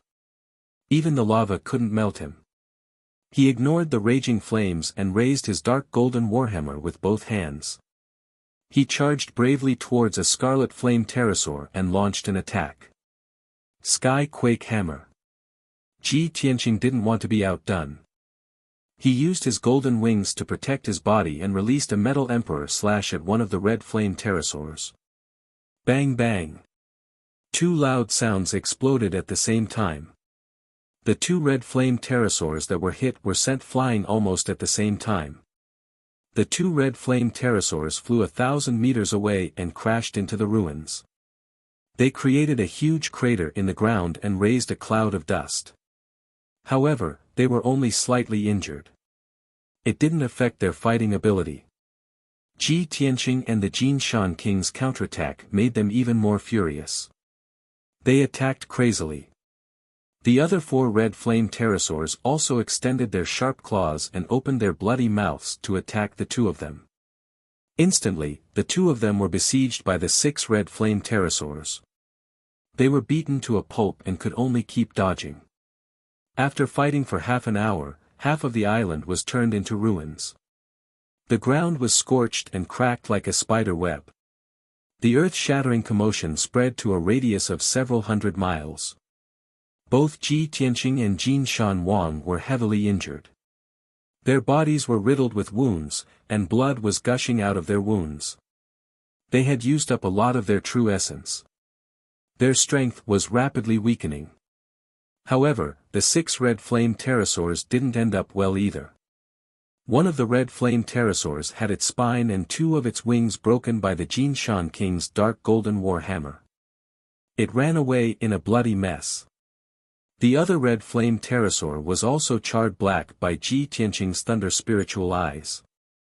Then, he used his ultimate move, Heaven-Splitting Sword, and split the scarlet flame pterosaur in half. Chapter 10:16. Although Ji Tianqing and Jinshan King had paid a heavy price to beat the 2 red flame pterosaurs and force them to flee, the remaining 4 red flame pterosaurs were only slightly injured. However, the remaining 4 red flame pterosaurs were only slightly injured, and their combat power was already very strong. The 2 of them were forced to retreat as they were surrounded by the 4 red flame pterosaurs. Ji Tianqing had no choice but to send a voice transmission to Jinshan King, we can't drag this on any longer. Otherwise, we'll definitely lose. We don't know the situation on this island. We don't know how many red flame pterosaurs are hiding on this island. If 2 more come, we'll be dead. What should we do, young Master Ji? Should we try to escape? Jinshan King asked anxiously as he blocked the attacks of the 2 red flame pterosaurs. Ji Tianqing frowned as he looked at the ruins under his feet. He said in a deep voice, let's go underground and avoid them for now. These red flame pterosaurs are good at controlling fire. If we go underground, they might not be able to use their full strength. That makes sense. Jinshan King nodded in agreement. After the 2 of them blocked another round of attacks from the red flame pterosaurs, they dug into the ruins and went underground. The 4 red flame pterosaurs hesitated for a while before they followed them into the ground. Their bodies were covered in a layer of yellow light as they moved quickly in the depths of the ground, chasing after Ji Tianqing and Jinshan King. However, their bodies were too big, and they were not good at burrowing, so their speed was obviously a few times slower. Not long after, Ji Tianqing and Jinshan King reached the center of the island and went 5,000 meters underground. The 4 red flame pterosaurs were getting slower and slower. They were about 1,000 meters away from them, but they still could not catch up. Suddenly, Jinshan King, who was leading the way, stopped moving. He held the war hammer with both hands and stopped in front of a layer of rocks. He said excitedly, young Master Ji, we found it. What did we find? The boundless stone. Ji Tianqing, who was covered in a yellow light shield, followed closely behind him and asked in confusion. The Golden Mountain King shook his head and said excitedly, no, it's not the boundless stone. It's the metal or vein I mentioned before. Ji Tianqing hurriedly took him through the thick rock layer and traveled 1,000 meters underground. A moment later, the 2 of them passed through the grayish-brown rock layer and saw a huge silver vein in front of them. The stellar stone lode, which looked like a silver mountain range in a dragon, lay quietly in the depths of the earth, surrounded by endless rocks and mud. Even though it was pitch black underground, this star stone vein was emitting dazzling starlight. The mineral vein contained an incomparably vigorous and boundless energy, but it did not erupt. It was only hidden within the mineral vein. It was very obscure and secretive. No one would be able to detect the existence of the mineral vein unless they were near it. It's actually a star stone mine. Ji Tianqing murmured excitedly, then continued with a deep voice, star stones are one of the materials used to forge and refine soul-grade magical treasures. A fist-sized star stone can be sold for a sky-high price of 2 million spirit stones. This mine is at least 10 miles long. I wonder how many star stones can be refined from it. The value of this mine is really immeasurable. The Golden Mountain King also widened his eyes in surprise and said excitedly, young Master Ji, we're really rich now. A single star stone vein was worth 10 ordinary veins. The value of this stellar stone mineral vein was at least several tens of billions. No matter what, even if I have to pay with my life, I will dig this mine out and move it back to peaceful Earth City. Ji Tianqing understood his feelings. Seeing such a rare star stone mine was like seeing a peerless beauty. If he could not take it for himself, it would be worse than death. Ji Tianqing waved his fist and said firmly, "All right, we'll move this star stone mine." The Golden Mountain King hesitated and asked worriedly, "But the 4 red flame pterosaurs are still chasing after us. What should we do?" As he spoke, he turned his head and looked behind him, using his divine soul power to detect the movements of the 4 red flame pterosaurs. However, when he looked, he was stunned. What's wrong with the 4 red flame pterosaurs? They're hiding in the rock layer and not chasing after us. The Golden Mountain King's voice was filled with astonishment and confusion. Ji Tianqing hurriedly released his spirit sense and passed through the 1,000-meter thick rock layer. As expected, he saw the 4 red flame pterosaurs on the other side of the rock layer, not moving forward. They gathered together and were whispering to each other about something.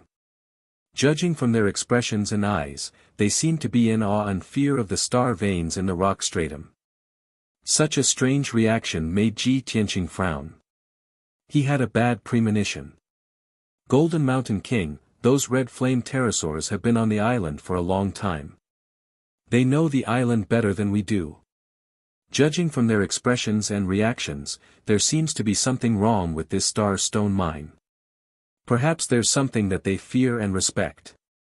The Golden Mountain King also saw the clue and said with a serious face, "Yes, I have the same feeling. Young Master Ji, we'd better be careful." Ji Tianqing nodded and said, "Yes, it's good for us if the 4 red flame pterosaurs don't dare to chase after us. Let's be more vigilant and explore the situation of this star stone mine first." Then, the 2 of them stepped on the silver star stone mine. They moved forward step by step, exploring the situation of the star stone mine. The huge vein was 5 kilometers long and 1 kilometer wide. It was like an ancient dragon that was sleeping deep under the ground. Their spiritual awareness and soul power enveloped the area within a radius of several thousand meters, allowing them to examine the loads of stars and the rocks and soil in the surroundings with great clarity. In the blink of an eye, an hour passed. They walked for 5 miles and came to the center of the star stone mine. During this time, they didn't find anything strange or dangerous. All of a sudden, Ji Tianqing's spiritual awareness detected a wisp of unusual energy fluctuations in the load of stars 1,000 meters ahead of them. It was a black crystal as big as a washbasin. It was embedded in the silver star stone mine as if it had merged with the star stone mine. However, the energy fluctuation of the black crystal was obviously different from the star stones. It seemed to be out of place. How could such a strange stone be born in the star stone mine? Ji Tianqing murmured doubtfully. He slowly approached the black crystal. The Golden Mountain King also sensed the special black crystal. He secretly used a secret technique to observe and test it. Suddenly, his face changed. His eyes were filled with joy. He turned to Ji Tianqing and asked excitedly, "Young Master Ji, the energy of that black crystal is very special. It seems to be similar to the boundless stone you mentioned." Chapter 10:17. Originally, Ji Tianqing's attention was only on the star mineral vein, and he was excited and surprised. He never thought that the star mineral vein would have any connection with the boundless stone. However, when he heard the Golden Mountain King's reminder, his body shook, and he showed an expression of realization. No wonder this black crystal stone is so strange. Its energy waves are mysterious and obscure. It's completely different from the star mineral vein. He sped up and touched the black crystal stone. Soon, he reached the side of the black crystal stone. He stood in the middle of a cluster of silver star ores and stared at the black crystal in the middle of the cluster of rocks. After a moment of careful observation, he finally showed an excited expression. "That's right. This is it. This is the boundless stone I've been looking for. I didn't expect it to be hiding on this mysterious island, 5,000 meters underground. If we hadn't landed on this island and been attacked by the red flame pterosaurs, we wouldn't have come so deep underground, and we wouldn't have been able to find it. After spending so many months and going through so many dangers and twists, it wasn't in vain. It was all worth it. Ji Tianqing secretly clenched his fists, murmuring excitedly. His mood was a little complicated, and he secretly sighed at the wonders of fate. The Golden Mountain King was also happy and excited for him. He nodded excitedly and said, "Yes, the heavens still care for young Master Ji. This is your destiny." Ji Tianqing squatted down, slowly reaching out to touch the diamond-shaped boundless stone. He murmured doubtfully, "On the surface, this looks like an ordinary black crystal stone. But why is it called the boundless stone? Why is there no strong spiritual energy waves, but a very obscure and mysterious aura?" The Golden Mountain King also frowned doubtfully, shaking his head. He couldn't answer this question. Then, Ji Tianqing's hand touched the boundless stone. He immediately felt as if he had touched a piece of 10,000-year-old ice. An unparalleled bone-chilling coldness flowed into his body through his palm, along his arm, into his mind, and then into his soul. At that moment, he only felt that his entire palm, right arm, and even half of his body were sealed by ice. He lost consciousness like a stone statue, as if half of his body no longer belonged to him. Even his soul seemed to have been sealed and imprisoned. It was as if he was dead. He didn't have any feelings or thoughts. Fortunately, the heaven-mending orb had fused with his soul and was sleeping peacefully in his mind. When the mysterious power of the boundless stone was about to seal his soul, the heaven-mending pearl lit up with a sacred white light, emitting a gentle and warm power. Shwa! That sacred white light filled his mind, saving his soul and half of his body, dispelling the mysterious power of the boundless stone, allowing him to regain his senses and consciousness. Phew! Ji Tianqing hurriedly retracted his right hand and exhaled a mouthful of turbid air as if relieved of a heavy burden. His face was full of shock. That feeling just now made him feel as if he had walked through the gates of hell, as if he had experienced death. Jin Shan King noticed the change in Ji Yunshu's expression and hurriedly asked with concern, "Young Master Ji, what's wrong? Are you all right?" Ji Tianqing was silent for a moment before he calmed down. With a serious expression, he said, "What a terrifying power. No wonder it's called the boundless stone that can be used to forge divine weapons. It's too terrifying." Jin Shan King was puzzled and asked in confusion, "Young master, what's going on?" Ji Tianqing gazed at the boundless stone and told him what he had experienced and felt just now. After listening, Jin Shan King was also shocked and felt that it was inconceivable. It's just a piece of ore, how could it have such terrifying power and effect? I have lived for hundreds of years, and I believe that I know all kinds of ores in the earth like the back of my hand. However, I have never heard of such a magical and powerful ore. If this ore is used to forge a weapon, wouldn't it be able to seal the soul and kill the enemy's soul in a second? Ji Tianqing frowned and thought for a moment. With a serious expression, he nodded and said, "That's right. Therefore, I want to use this boundless stone to repair the broken divine sword. As long as the broken sword is repaired, it will have the terrifying power of the boundless stone, and the power of the broken sword will increase exponentially." Jin Shan King thought for a moment and said worriedly, "Young master, this boundless stone is indeed powerful, but its power is so mysterious and terrifying. Who can smelt it and use it to repair the divine sword? Even if I am a grandmaster craftsman, I dare not touch this boundless stone." Ji Tianqing was also worried and hesitant. He nodded and said, "That's right, this is indeed a difficult problem. However, let's not think too much about it. Let's dig out this boundless stone first. As for how to smelt it and use it to repair the broken sword, we'll think of a way later." After saying that, he took out the broken sword and was about to dig out the boundless stone from the star or vein. The Jin Shan King quickly stopped him and said with a solemn expression, "Young master, it's better to let me do the mining for you. Ji Tianqing knew that he was a top grandmaster in this field, so he nodded and agreed. Jin Shan King stared at the boundless stone and observed it for a while. Then he held the dark golden war hammer with both of his hands and operated the secret art with all of his power. He didn't dig out the boundless stone directly. Instead, he used the war hammer to break the star or vein around the boundless stone. He took out a piece of ore as big as a water tank from the star or vein, leaving a huge black hole in the star or vein. The huge ore covered the boundless stone. Jin Shan King had to break all the star or vein before he could take out the boundless stone. However, when he just picked up the ore and was about to break the edge of the ore, something strange happened. From the black hole in the star or vein, dark red blood light gushed out like fire. Swoosh, swoosh, swoosh. Over 20 balls of dark red blood light rushed out from the black hole and screeched as they flew towards Ji Tianqing and Jin Shan King. At this moment, the two of them finally saw it clearly. They were over 20 strange red birds.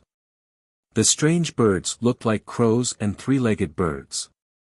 They looked very strange. They must be ancient species. Each of the blood birds was around Sky Origin Stage LV9, very close to the Soul Tempering Stage. They were as fast as lightning and emitted extremely dense blood light. They had the power to confuse the soul. Ji Tianqing and Jin Shan King were dizzy and confused. Bang! Bang! Bang!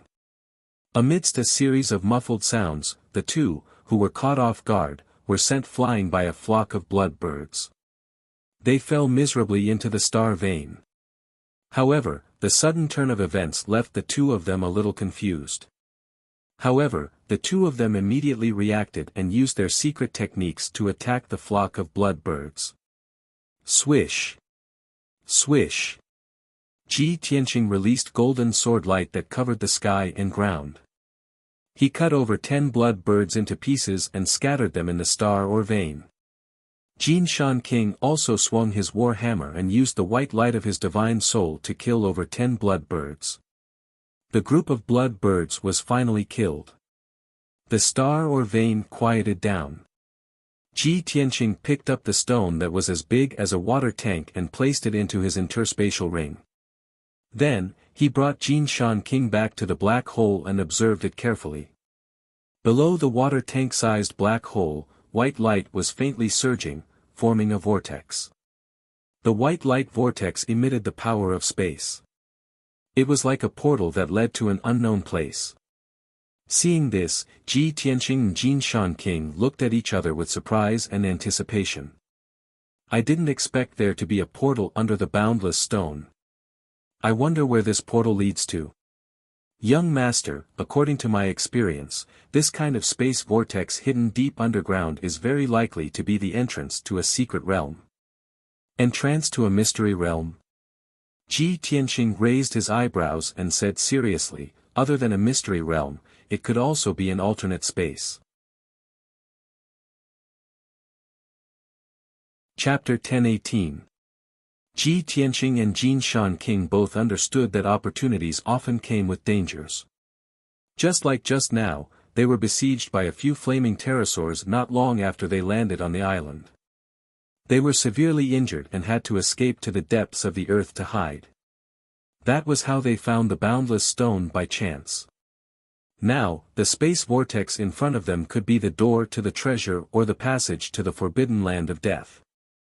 Both of them frowned, silently pondering and weighing the pros and cons. After a while, both of them had an answer in their hearts.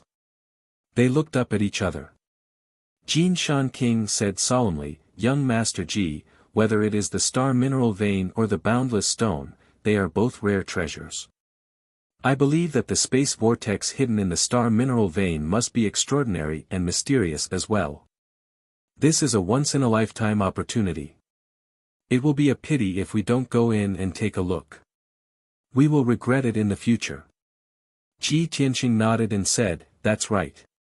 This is such a great opportunity and adventure. Ordinary people can't even dream of it. How can we miss it? No matter whether the passage is a treasure or a forbidden land, whether it is a blessing or a disaster, we have to go in and take a look to know the result. Both of them reached a consensus and prepared to enter the space vortex to explore. Of course, before that, both of them took elixirs to heal their injuries and recover to their peak condition. Unknowingly, 6 hours had passed. Both of them relied on their strong physiques and self-healing abilities to recover from their injuries and skills. After they were ready, Ji Tianqing held the broken sword and stepped into the space vortex formed by the white light. Swoosh! The white light flashed and swallowed his body. Clearly, he had passed through the spatial tunnel and entered another space. Jin Shan King held his war hammer tightly and stepped forward cautiously. He was about to step into the space vortex. However, the space vortex formed by the white light suddenly disappeared. It disappeared. How could this be?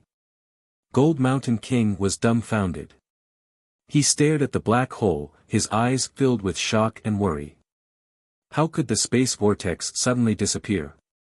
Could it be that only one person is allowed to enter the passage? Or perhaps, only humans were allowed to enter that place. It's over. Young Master Ji went in alone. If he encountered any danger, who would protect him? No, I have to think of a way to get in touch with young Master Ji. Otherwise, he'll definitely think that I'm a coward who doesn't dare to enter with him. The Golden Mountain King was anxious and worried. He walked around the black hole a few times with his war hammer, but he could not think of a way. The sudden disappearance of the spatial vortex completely disrupted his plan, leaving him helpless. After racking his brains for a long time, he still couldn't come up with a solution. He could only squat beside the black hole and wait patiently for Ji Tianqing to come out. He silently prayed in his heart, "Young Master Ji, oh young Master Ji, I hope that you will be blessed by the heavens. Please don't let anything bad happen to you." After saying that, he looked at the rock layer not far away. Fortunately, the 4 red flame pterosaurs guarding the rock layer were still quietly lurking underground and had no intention of attacking. The Jin Shan King was slightly relieved. He raised his spirits and looked at the black hole with anticipation, waiting for Ji Tianqing to return. Swoosh! With a flash of brilliance, Ji Tianqing clearly felt that he had passed through a mysterious and vast spatial tunnel and entered an alternate space. When the white light in front of him dissipated, his feet finally landed on solid ground. He looked around vigilantly. He held the broken sword in his hand and covered himself with a layer of true energy shield to guard against any possible danger. However, when he looked around, he immediately let down his guard. This was an alternate dimension that was rich in spiritual chi of heaven and earth and was full of spirit. In other words, this was a paradise that was like a paradise. At this moment, he was standing at the foot of 1,000 zhang tall mountain. Under his feet was a green grassland with colorful flowers among the fragrant grass that was half a man's height. In front of him was the 1,000 zhang tall mountain. The mountain was covered with towering ancient trees. It was a lush and verdant scene. Halfway up the mountain, there was a waterfall that was about 100 meters wide. It poured down from a height of 1,000 meters and fell into a deep pool at the foot of the mountain. At the top of the mountain, covered by white clouds and thick fog, a modeled ancient palace could be vaguely seen. Half of the palace's corner and cornice were exposed. The sky was clear for thousands of miles. The sky was blue as if it had just been washed, and a red sun hung high in the sky. Ji Tianqing did not know where he was or how vast this area was. However, he knew that this was definitely a cave abode where a powerhouse lived in seclusion. Fortunately, it was not a forbidden area where there was a high chance of survival, but a mysterious and ancient secret realm.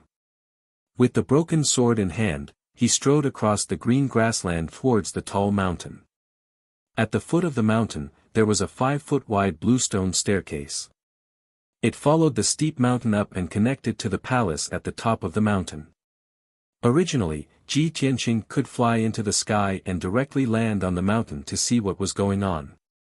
However, it was his first time in this unfamiliar secret realm. Naturally, he could not do that. He could not see the whole picture of the mountain and might encounter danger. If there was a hidden powerhouse living in the ancient palace at the top of the mountain, his lack of manners would definitely offend him and cause unnecessary disputes. In a moment, he arrived at the foot of the mountain and was about to step onto the bluestone staircase. At this moment, he suddenly saw that on the ground beside the staircase, there was a gray-white stone tablet that was more than 10 feet tall. He took a closer look. On the gray-white stone tablet, there were 3 ancient and mysterious characters engraved on it. Beside the 3 big characters, there was a line of small characters. Ji Tianqing had read a lot of books, both ancient and modern. After carefully identifying it for a moment, he recognized that it was the incomparably ancient Xine ancient seal characters. The 3 big characters were Eastern Mountain residents.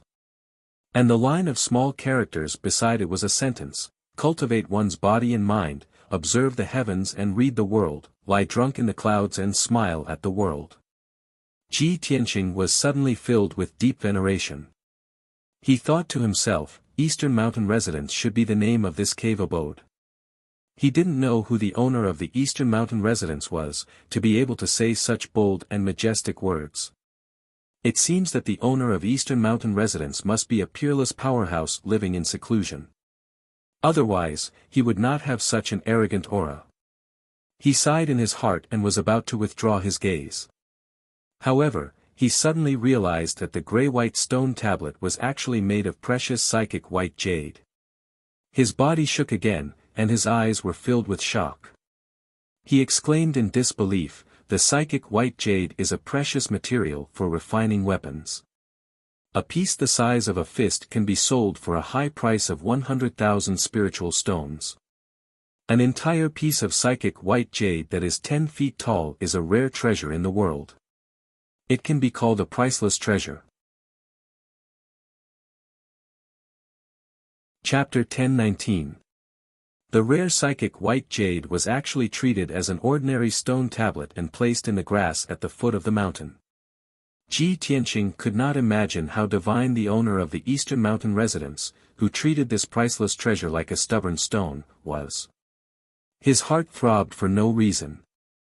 He desperately wanted to climb to the top of the mountain and pay a visit to the owner of the Eastern Mountain Residence, if that hidden powerhouse was still alive. However, before he stepped on the limestone steps, he first uprooted the stone tablet and put it into his space ring. This huge and complete psychic white jade could be sold for at least 100 million spiritual stones when he returned to the Central Plains. How could he miss such a treasure? After keeping the jade tablet, Ji Tianqing stepped onto the limestone steps. However, just as his feet stepped onto the steps, he felt an invisible force brewing in the bluestone steps. He immediately stopped and sensed carefully. Then, he found a clue. The seemingly ordinary limestone steps are covered with mottled traces of vicissitudes. It's obvious that it's been through tens of thousands of years. I didn't expect that the limestone steps could still activate the power of a formation after tens of thousands of years. It's unbelievable. Tens of thousands of years, the transformations of the sea and mulberry fields, could erase everything in the world. No matter if it was a peerless expert or a divine weapon that dazzled the world, they would all gradually wither and turn into ashes in the tens of thousands of years. Even a powerful formation was no exception.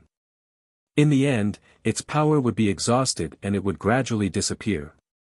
However, the limestone steps under Ji Tianqing's feet still activated the formation, and its power was vigorous. He had no choice but to walk carefully. His spiritual sense seeped into the limestone steps to check its mysteries. However, the formation was extraordinary. It was invisible and unfathomable. The 3,000 steps from the foot of the mountain to the top of the mountain had merged with the entire mountain as if it had a life of its own. Such a strange and mysterious thing shocked him, but it also made him more curious and expectant. Rustle, rustle, rustle, he moved his feet and took 3 steps in a row. Finally, the limestone steps under his feet changed. 4 of the limestone steps 3 steps in front of him disappeared into thin air, and an empty space appeared. Can't we climb the mountain without the bluestone steps? Ji Tianqing curled the corners of his mouth, holding a hint of a smile. He took a few steps forward and was about to step onto the ground where the steps were missing. The seemingly ordinary ground actually released invisible spiritual energy that condensed into a dozen or so sharp blades that shot towards him like a rain of arrows. At the critical moment, his expression changed. Without hesitation, he circulated his energy and soared into the sky, wanting to escape. However, a formless pressure also descended from the sky. It was as if a huge mountain was pressing down on his head, causing his feet to be unable to leave the ground, let alone fly. Damn it! It's so dangerous. This seemingly ordinary limestone staircase is actually a trap path filled with murderous intent. This thought flashed through Ji Tianqing's mind, and he quickly summoned the soul-reaping bell, enveloping himself. Ping ping ping. More than a dozen sharp blades condensed from spiritual energy slammed into the soul-reaping bell one after another, producing a dull, loud sound. The soul-reaping bell was actually struck until it trembled continuously, emitting a series of buzzing sounds that didn't disappear for a long time. If not for the protection of the soul-reaping bell, Ji Tianqing would have been seriously injured even if he didn't die. His expression instantly became solemn. His feet stopped on the limestone staircase, and he didn't dare to move anymore. This limestone staircase contains the mysteries of array formations and is filled with danger. The slightest carelessness will cost me my life. Since it's difficult to reach the peak, then I'll retreat. He turned his head and looked behind him. The few steps he walked on previously had long disappeared. Sigh. Looks like there's no way back after stepping on the limestone staircase. I can only continue forward. I have to study the array formation properly. How can I safely cross the limestone staircase and reach the peak? He stood on the limestone staircase, circulating his energy in spiritual consciousness to carefully observe the staircase in front of him, the mountain terrain and terrain on his left and right, and began to ponder hard. The foot of the mountain was silent. Time passed quietly. Very quickly, 4 hours passed.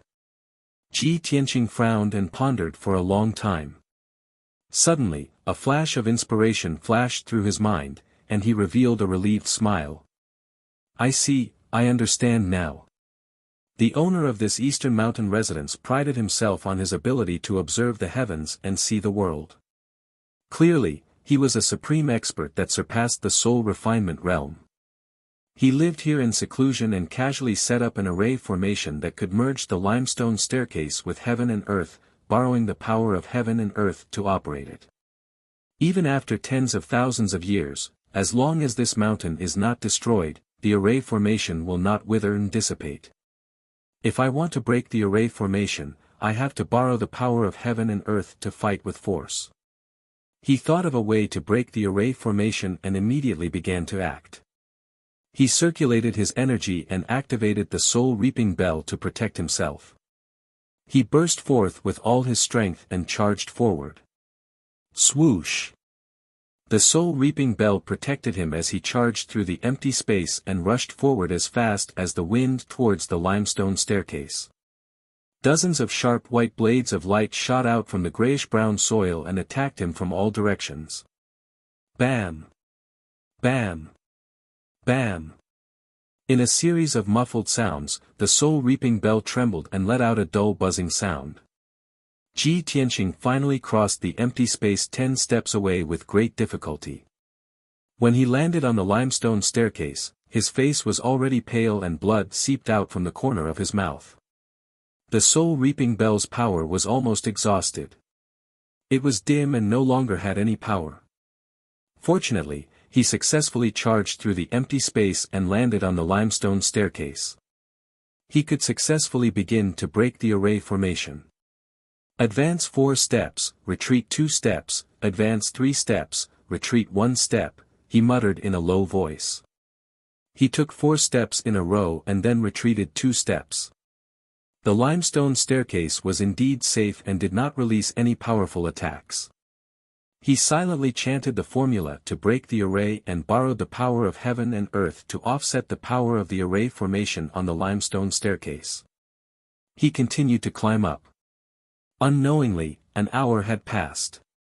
He advanced and retreated thousands of steps.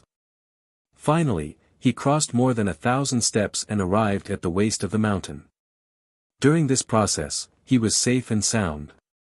The more than 1,000 limestone staircase disappeared one after another. However, when he reached the waist of the mountain, he could sense that the power of the array formation on the limestone staircase had changed. Correspondingly, his method of breaking the array formation had to change. Moreover, if he took a wrong step, he would be counterattacked by the array formation, which would be more powerful and dangerous. However, with his previous experience, Ji Tianqing was confident and found a trick to breaking the array formation. He stood on the stone staircase at the waist of the mountain and carefully observed and pondered for 2 hours before he found a way to break the array formation.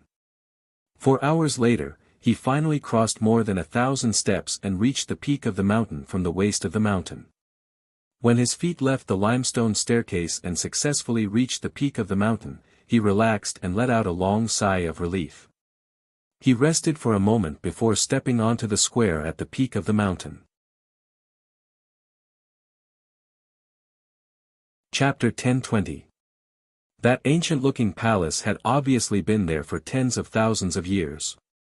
The walls and stone surface were mottled and peeled off, and there were huge cracks.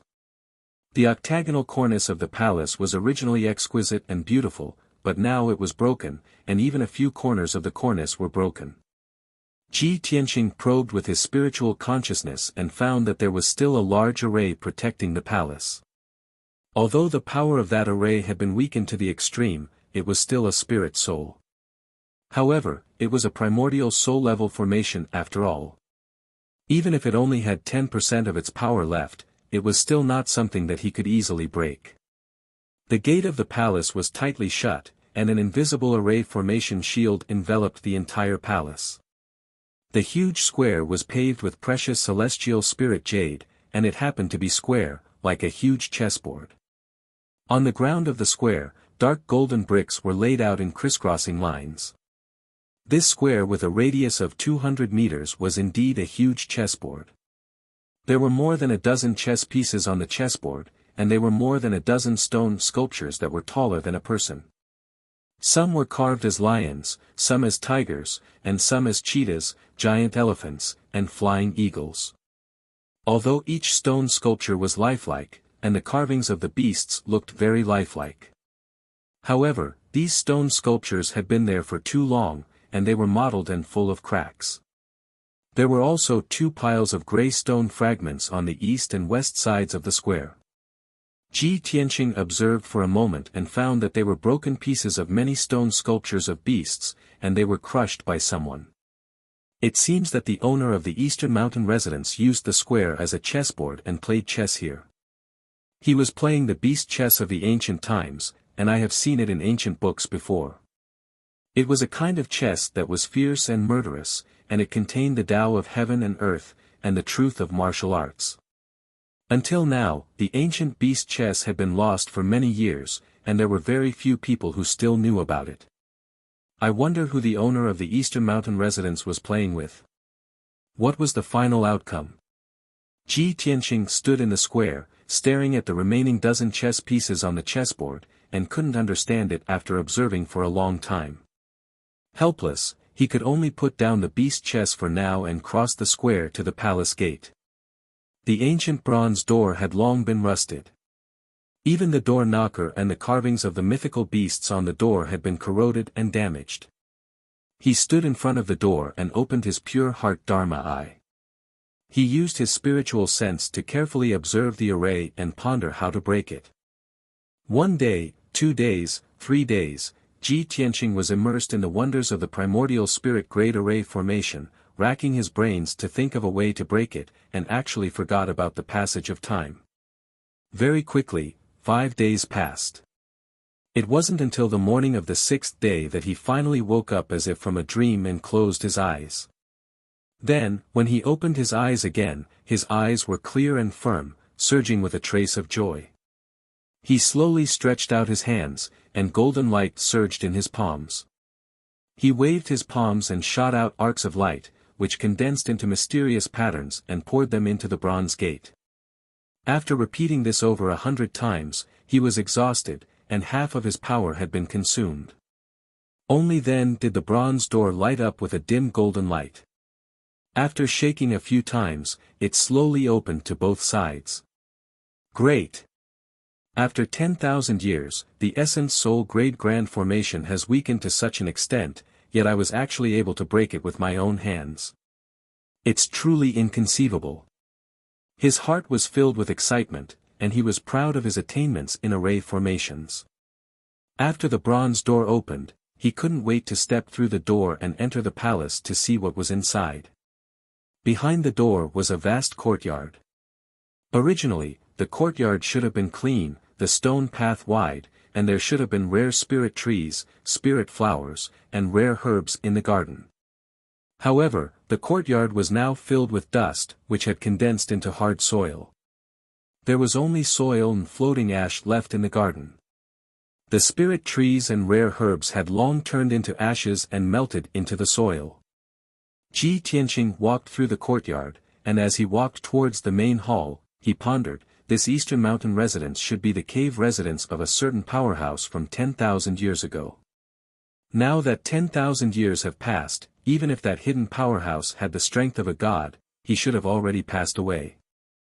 I only hope that this peerless powerhouse left behind some secret inheritance or rare treasures in his cave residence. Only then will my risky trip here not be in vain. After a while, he reached the entrance of the main hall and reached out to push open the heavy door. What was slightly embarrassing was that the door made of refined star iron was too heavy.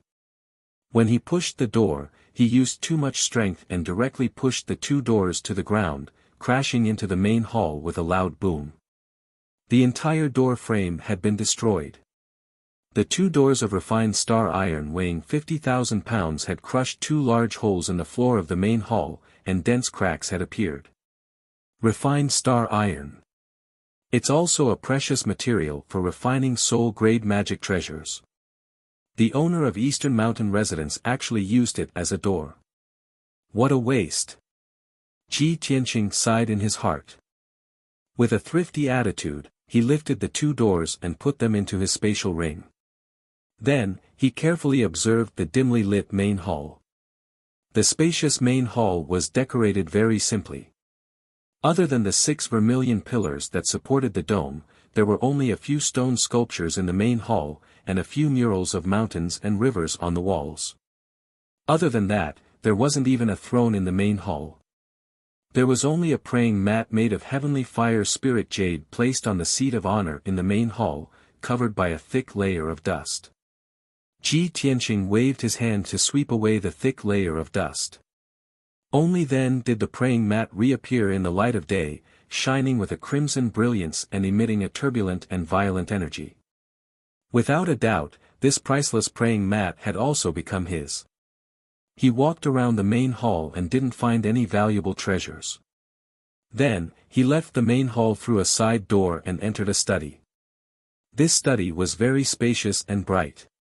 The decorations were simple and elegant, and the mood was lofty. Of course, after 10,000 years, no matter how elegant the study was, after being covered by a thick layer of dust, it became dull and ordinary. Moreover, the ground and walls had cracked and peeled. A few stone bookshelves were also broken. Many books that were neatly arranged on the bookshelves had long been corroded into ashes. The ground was littered with gravel, covered with ashes and weathered pages. When the wind blew, they turned into dust. Seeing this scene, Ji Tianqing sighed inwardly. Sigh, I originally wanted to find some clues in this study to understand the owner of Eastern Mountain Residence. I didn't expect the study to be so corroded. No matter what book it is, after 10,000 years, it will turn into dust. He shook his head in disappointment and was about to turn and leave. However, from the corner of his eye, he saw a dark golden box buried in a pile of gravel in the corner. He picked up the metal box that looked like a small treasure chest. After opening it, he saw a black ancient book inside. The ancient book was not made of paper, but of a special metal that was as cold as ice. On the cover of the black ancient book were 5 ancient, dark golden characters. You're tuning in to the Han Lee's Wuxia Adventures YouTube channel. We're so grateful for your support, and don't forget to subscribe to join us on this incredible journey through captivating stories. Your generosity through donations truly makes a world of difference, as it's the primary source of revenue that allows me to expand and enhance this channel for you. Thank you from the bottom of my heart for being a part of this adventure.